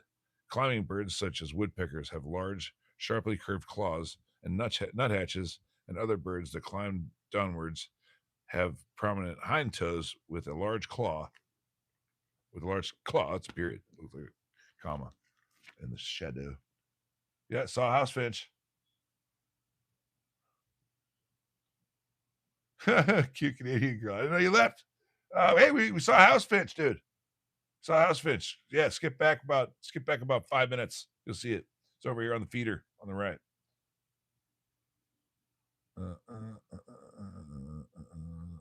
Okay. Yep, that's everybody. All right, so every once in a while, I'll stop the reading. I'll look over at the chat, see if I need to catch up on anything like that. You know what I'm saying? Just try to, you can't please everybody all the time, but you can try. The foot bones, three tarsals, are fused together. Sorry, I can hardly see this. The foot bones, the three tarsals, are fused together into the metatarsals, creating a long, strong single element. The, the tarso-metatarsus, scientist man, which enables birds to walk on their toes rather than on the whole foot. It's called being a digitiped, I think. Remember that only applies to mammals. I don't remember. What appears at first glance to be what appears at first to be a backward bending knee joint is really the ankle joint. Legs as well as feet are adapted for various modes of locomotion. Whereas arboreal birds, those are birds that live in trees, have short legs that aid balance on unstable twigs. Terrestrial birds, those are birds that live on land, have long legs. Ostriches, which have long, strong legs and only two toes, are highly adapted for running by means of long strides.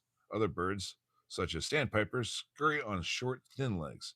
Short, heavy legs and big feet tend to evolve in large, flightless or herbivorous birds, such as moas and the dodo. Oh my God, the dodo. Oh, let's talk about the dodo. So there's this company called Colossus. Colossus? It's called Colossus. This company called Colossus. They are bringing back the dodo, dude. Oh, they're bringing back the dodo. They're bringing back a bunch of like recently extinct species, including the thylacine, which is the Tasmanian tiger, which is a um, marsupial, okay, like a kangaroo or a possum, okay. So bringing that back. They're bringing that back to Tasmania. They're bringing back the dodo bird, like I just said. There's a junco right over there. Oh, I can't see it. It's on the left. I don't want to scare it away. They're bringing back they already brought back the great white wolf, the dire wolf, and they are working on the mammoth. They're going to bring back the mammoth because they think that the mammoth might be the whole, uh, well, might be a big piece to the solving the climate problem puzzle. So, Scott Schofield, what's up, buddy? Oh, penguins. Well, I'm doing all birds, man. I'm doing kind of all birds, but you know, here, okay, fine. You want to here? I do a little thing on this too. Sorry if you can see my foot out there. Like the counter current heat exchange system. That's how penguins can stand living on the ice and snow for so long without freezing their furry little or their feathered little asses off.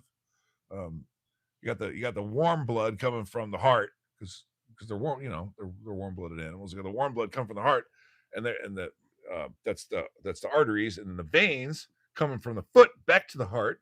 They're attached right next to each other, basically on the same tube. It's just kind of separated up the middle, so that the hot goes this way, the cold goes that way, and they warm each other as they pass. That's called counter current heat exchange, and penguins have that. That's how they can do that without getting frostbite. There we go. There's a little. Just jumped over there. There he is. See a little junco down there on the left? That's a dark-eyed junco. I don't want to move the camera and freak him out. That's a dark-eyed junco.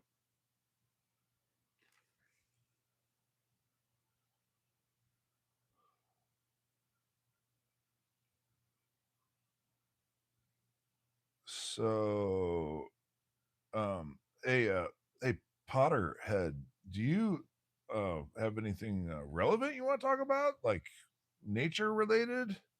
Because uh, all penguins live in the southern hemisphere. They all do. I don't know what live over in Africa. The let's have a look.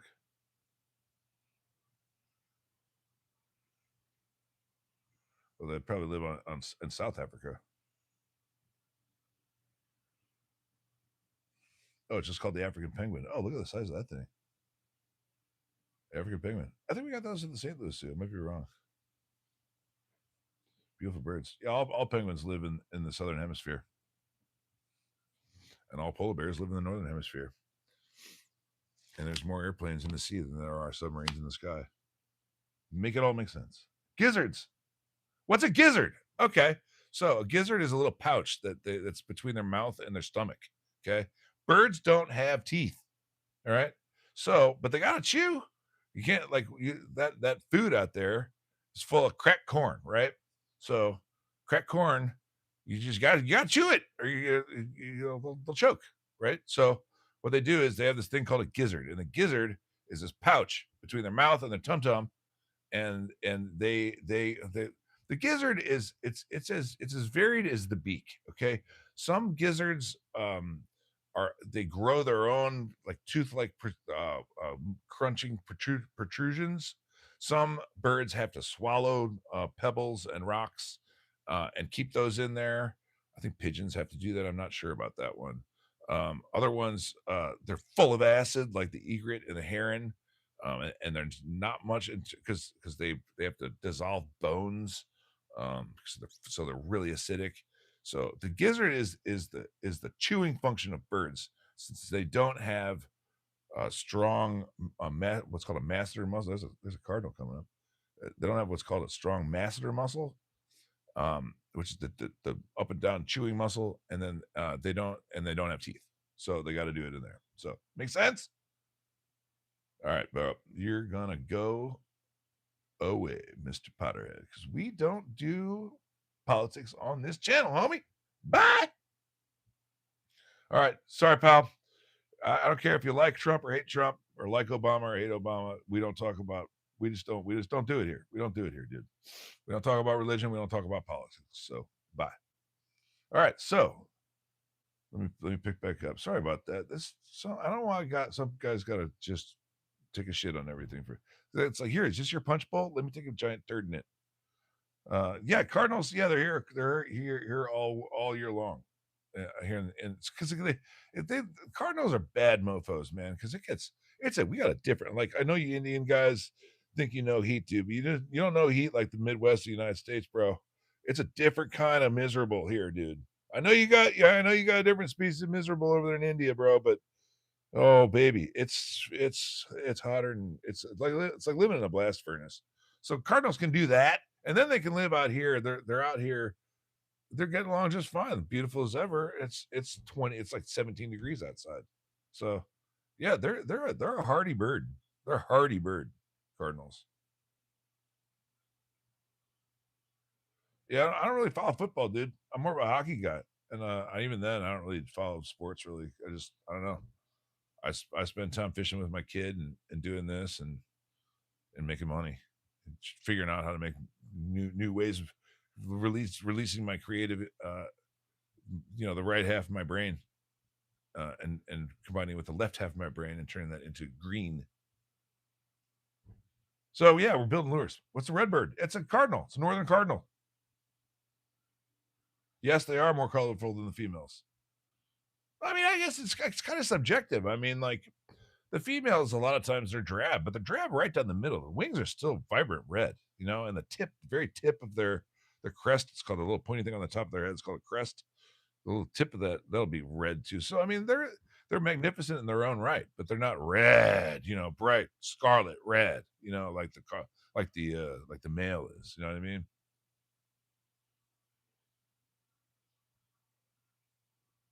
Uh,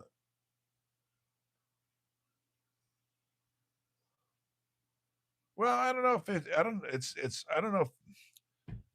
I would say towards the tail end of the winter, it actually gets to be more vibrant because they're about to start mating, and he needs to look vibrant because he needs to get him some mating going on.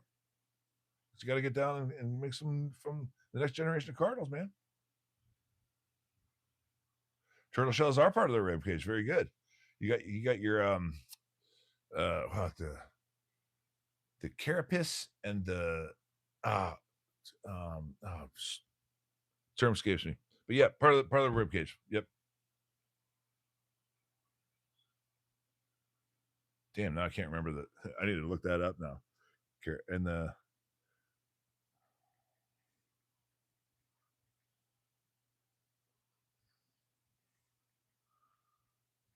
turtle shell anatomy. Plastron, of course. I don't know why I couldn't think of that. Carapace and the plastron.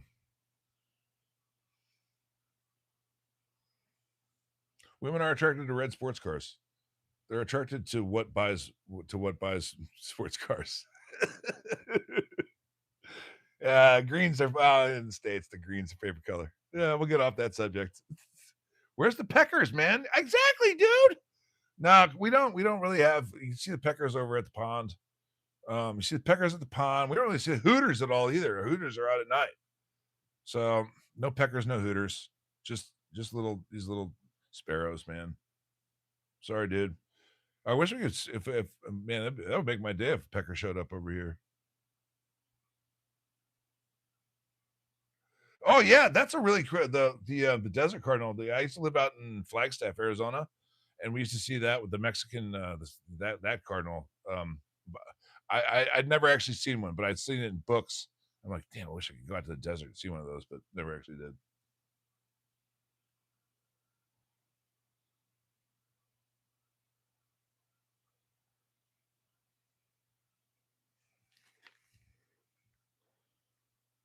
Where are we at? I don't even know where I'm at, dude. I'm talking to you guys.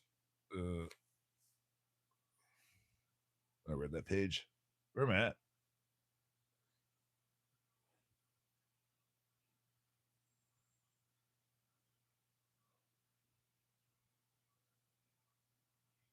What birds went extinct this year? I don't know, man. Look it up and tell us.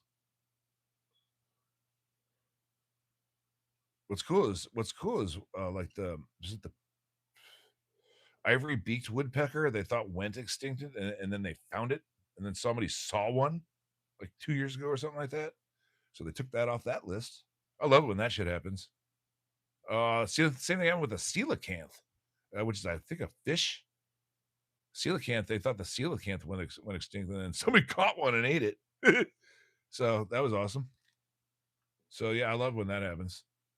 But yeah, there's too many species, but they're destined for extinction here. But it's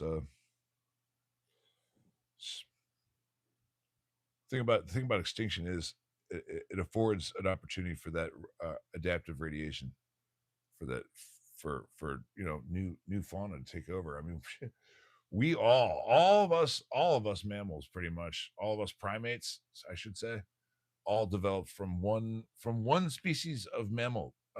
Right after the dinosaurs went extinct, that it's one species of mammal. They're having a scuffle down there. They're having a squabble. They're having a squabble. I guess not. Those are song sparrows down there in the feeder. Anyway, I don't know what I was talking about because I have terrible memory. Where are we at? Songbirds. I'm just gonna pick a spot. Arbor, yeah, arboreal or tree dwelling species, which constitute the majority of birds, have feet designed for gripping branches tightly. Among the features of such feet is a long tendon that passes around the backside of the ankle joint. When a bird bends the joint to squat, when a bird bends the joint to squat, the tendon automatically flexes, locking the toes around the branch. So it's kind of like the Achilles when you bend your foot a certain way, you bend your toes a certain way, or whatever. I don't know. I'm not whatever. So that's that tendon. It's the one that runs down the back of their leg. When a bird stands, the tension at the toes, the tension and the toes grasp relax. That's a weird sentence. Well, I'm going to repeat it. When a bird stands, the tension and the toes grasp relax. The foot of the dominant group of perching birds, the songbirds, or Passeriformes, are perhaps the most advanced in this respect. The large opposable single rear toe, the hallux, which enhances the ability to grip a branch, is unusual among vertebrates. The tendons and muscles that flex the toes are arranged to facilitate perching at the expense of control of individual toe positions. So they all three work at the same time instead of individually like we do. That's on the foot anyway, not the hands. I'm getting off track. A special system of ridges and pads between the tendons that flex the toes and the insides of the toe pads acts as a natural locking mechanism, which permits birds to sleep while perching. Dude, that's wild. That's crazy. All right, I must have forgotten that one. So they use a combination of the mechanism of their bone structure along with the grip of the areas between like their, for lack of a better word term, toe knuckles, so they just, and it locks on there and they can fall asleep like that. That's awesome. Dude, nature's metal. A bird's center of gravity must remain over and between its feet, particularly when it perches, squats, or rises. Equal lengths of the two main leg bones of long-legged, sorry, page, long-legged birds ensure this relationship. Therefore, birds, unlike most swift quadrupeds, that's four-footers, cannot increase running ability by evolving distal leg length. Foot propelled diving birds such as loons and grebes. So those guys that foot propelled diving birds, those are guys that are already sitting on the, as opposed to diving in from the air, they're already on the surface of water and then they dive. Have sacrificed balance on land for swimming ability, which they have to do that to catch fish. They have powerful legs situated at the rear of a streamlined body, articulating with their long, narrow pelvis, are a short femur, a long tibiotarsus, and an extension or anemial crest for muscle attachments. Okay, I see what that means. That's just a spot for the muscles to attach to the tendons or ligaments. One of those, yeah. And a laterally compressed tarsometatarsus that reduces resistance in the water. All right, chapter 1 summary, baby. Hey, you know what? I'm having just the greatest time learning about birds with you guys. We're almost done though. I'm gonna stop reading. I'm gonna go have a break and maybe have myself a little Joe Rogan smoke. I don't know. We'll see. Summary. Here we go. Oh, hold on a second. Let's check these. See if we got any questions to answer. Nature is metal. Goddamn right, man. Let's see here.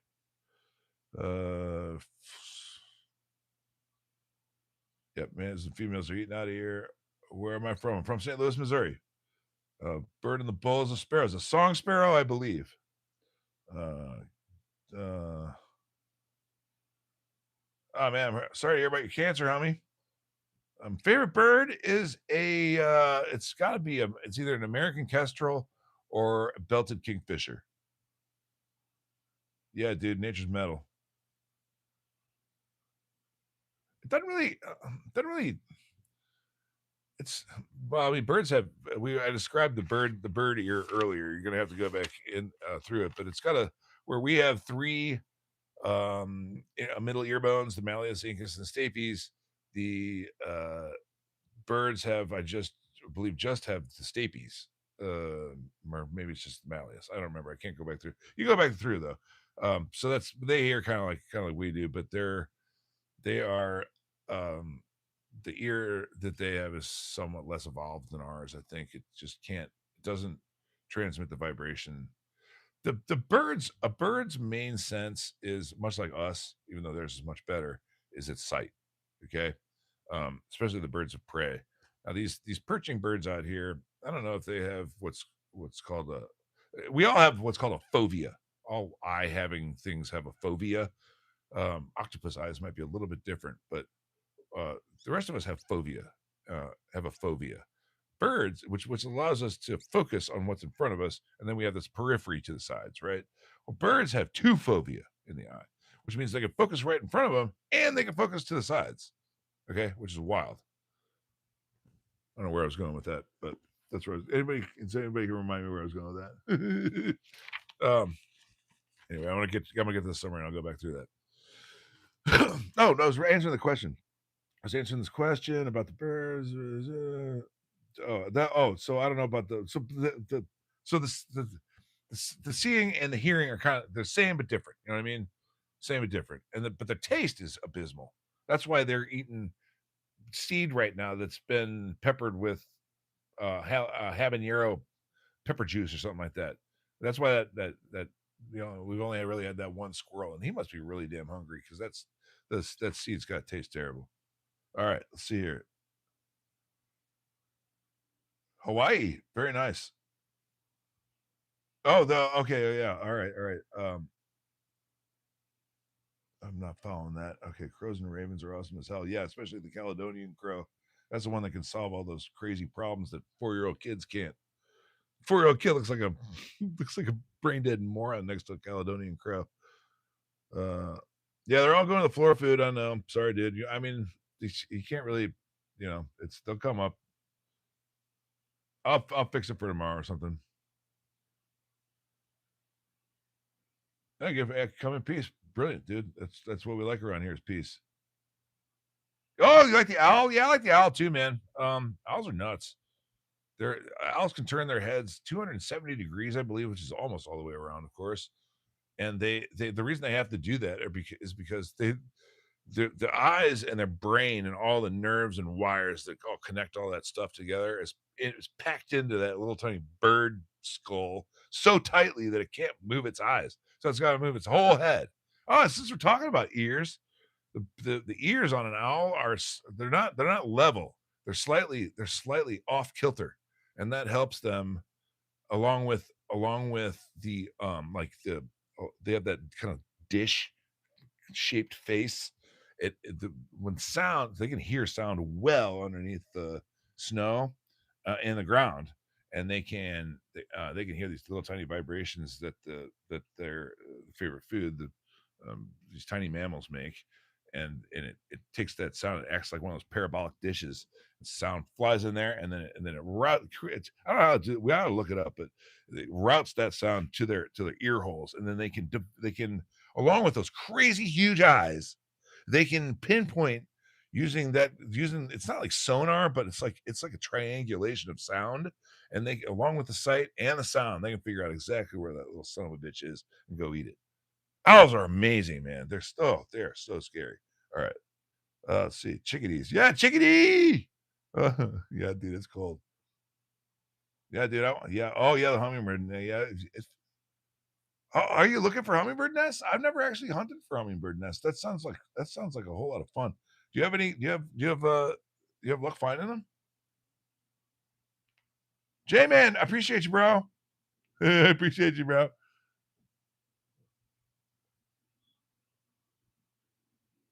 Kingfishers are sick. Thanks, dude. Yeah, both good picks. Yeah, there's sparrows. There are a bunch of sparrows. There's house sparrows, Eurasian tree sparrows, and I forgot the other ones. Song sparrows. Eat a pizza. I wish I had a pizza. I'm hungry, man. Yes, birds have ears and taste. They have tongues too. They just don't. They don't taste so great. Can birds smell? They can smell. They can smell. They don't. Most birds don't smell. They have nostrils. They don't smell. The ones that do smell are the ones that have to smell, like vultures, because they want to smell the dead meat that they're trying to eat, because that's their niche, man. They go in and they get the animals that have been there for a while and they're rotting, or something else has killed it. Yeah, so that's that. Yeah, the vultures can smell pretty good. Rest of the birds, they have little to no sense of olfaction. Their main sense is sight. They can smell, but it's not their main sense by a long shot.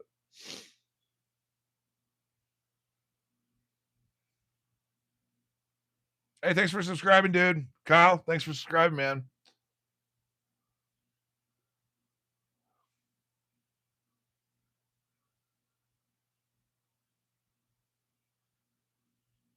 Hey, that's great, man. Hey, all right. I'm gonna read the summary of this first chapter here, and I'm gonna go. It's oh man, it's 1:45, dude. I'm hungry.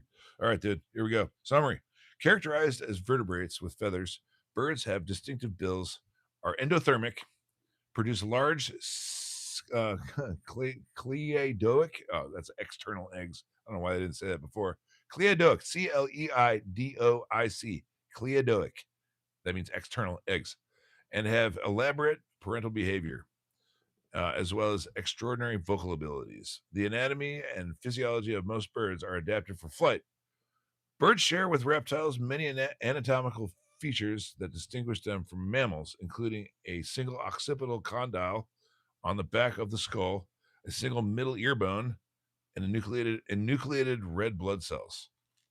The process of adaptive radiation is well illustrated today by the shorebirds, which include terrestrial waders, aerial plungers, and wing propelled divers. The radiation of Hawaiian honey creepers illustrates the way in which bill forms can evolve in relation to feeding habits.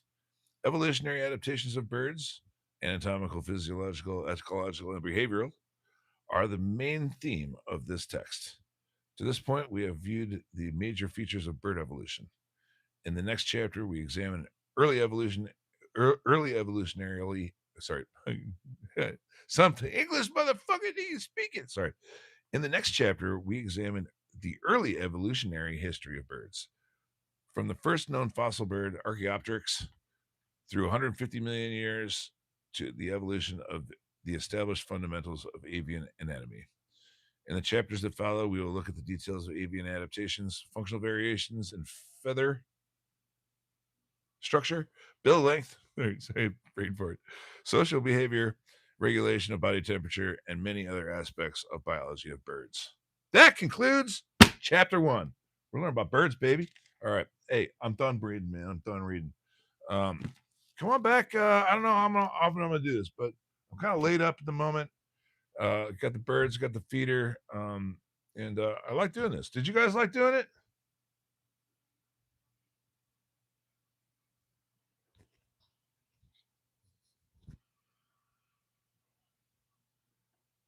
All right, cool. Hey, I'm sorry, 90% of what I said was not clear. It might have something to do with the fact that you might be from Russia.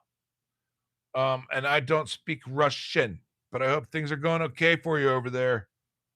Thanks, thanks. Hey, man, you know what? I've been told Jesus loves me, regardless. So, man, I appreciate you. Hey, thanks, J man. Hey, look, I'm gonna shut things off and take care of some business. Mike, come on over for. Hey, how come you guys never came over for when I turned the fish on? I got a whole fish thing. I got a fish bridge and everything. So that they can travel between the two tanks. Um, it defies gravity and everything. Hey, go check out the channel. I appreciate you guys all coming by. Appreciate you guys participating in the chat and being so nice to each other and being so inquisitive about these animals. So thanks for coming. Thanks a lot for coming.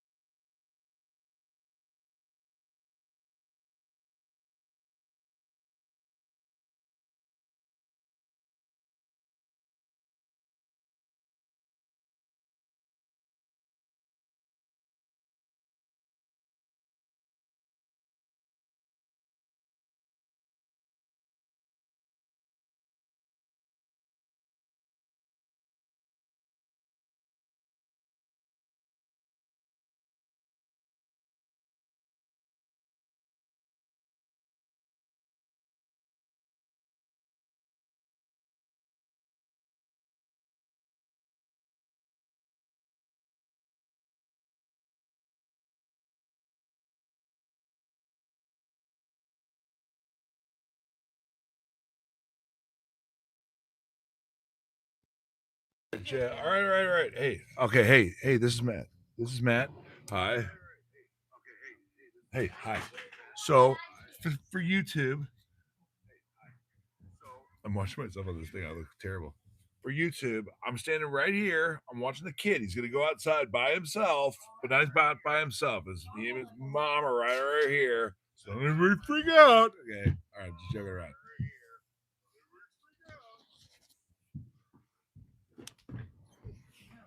You want to whistle while you work and take the microphone with you? Not you. Oh, you really? Okay. Yeah. All right. We're not gonna take any chances. Okay. Cool. Well, that's a suet. Okay, they're putting on a suet. I've never seen. Come here. Let me see the suet. Bring it over here. No, here, Trader. You do this. Feel it. It's like waxy. I've never. So it's like a it's like a bird. It's like a cake for birds. The one tomorrow I'm gonna have him put out will have peanuts in it, which might attract blue jays, which are Spoiled it. he didn't spoil anything. There you go. Here you go. Have fun. Thank you. Let's go. Take that with you. Oh. Put it on you. Okay. You want to put it on you? All right. Here we go. And we're gonna find somewhere outside to hang this. Ooh, it's waxy. Waxy feeling. Oh, let's see. It's really waxy. It feels like cake. What is? It's like you think so? I feel that's oil. That's oil holding that. But that'd be like a coconut oil binding it together. Big Mama's gonna do a DIY one eventually. Where do you think we should hang it? How about Liam? Hang on.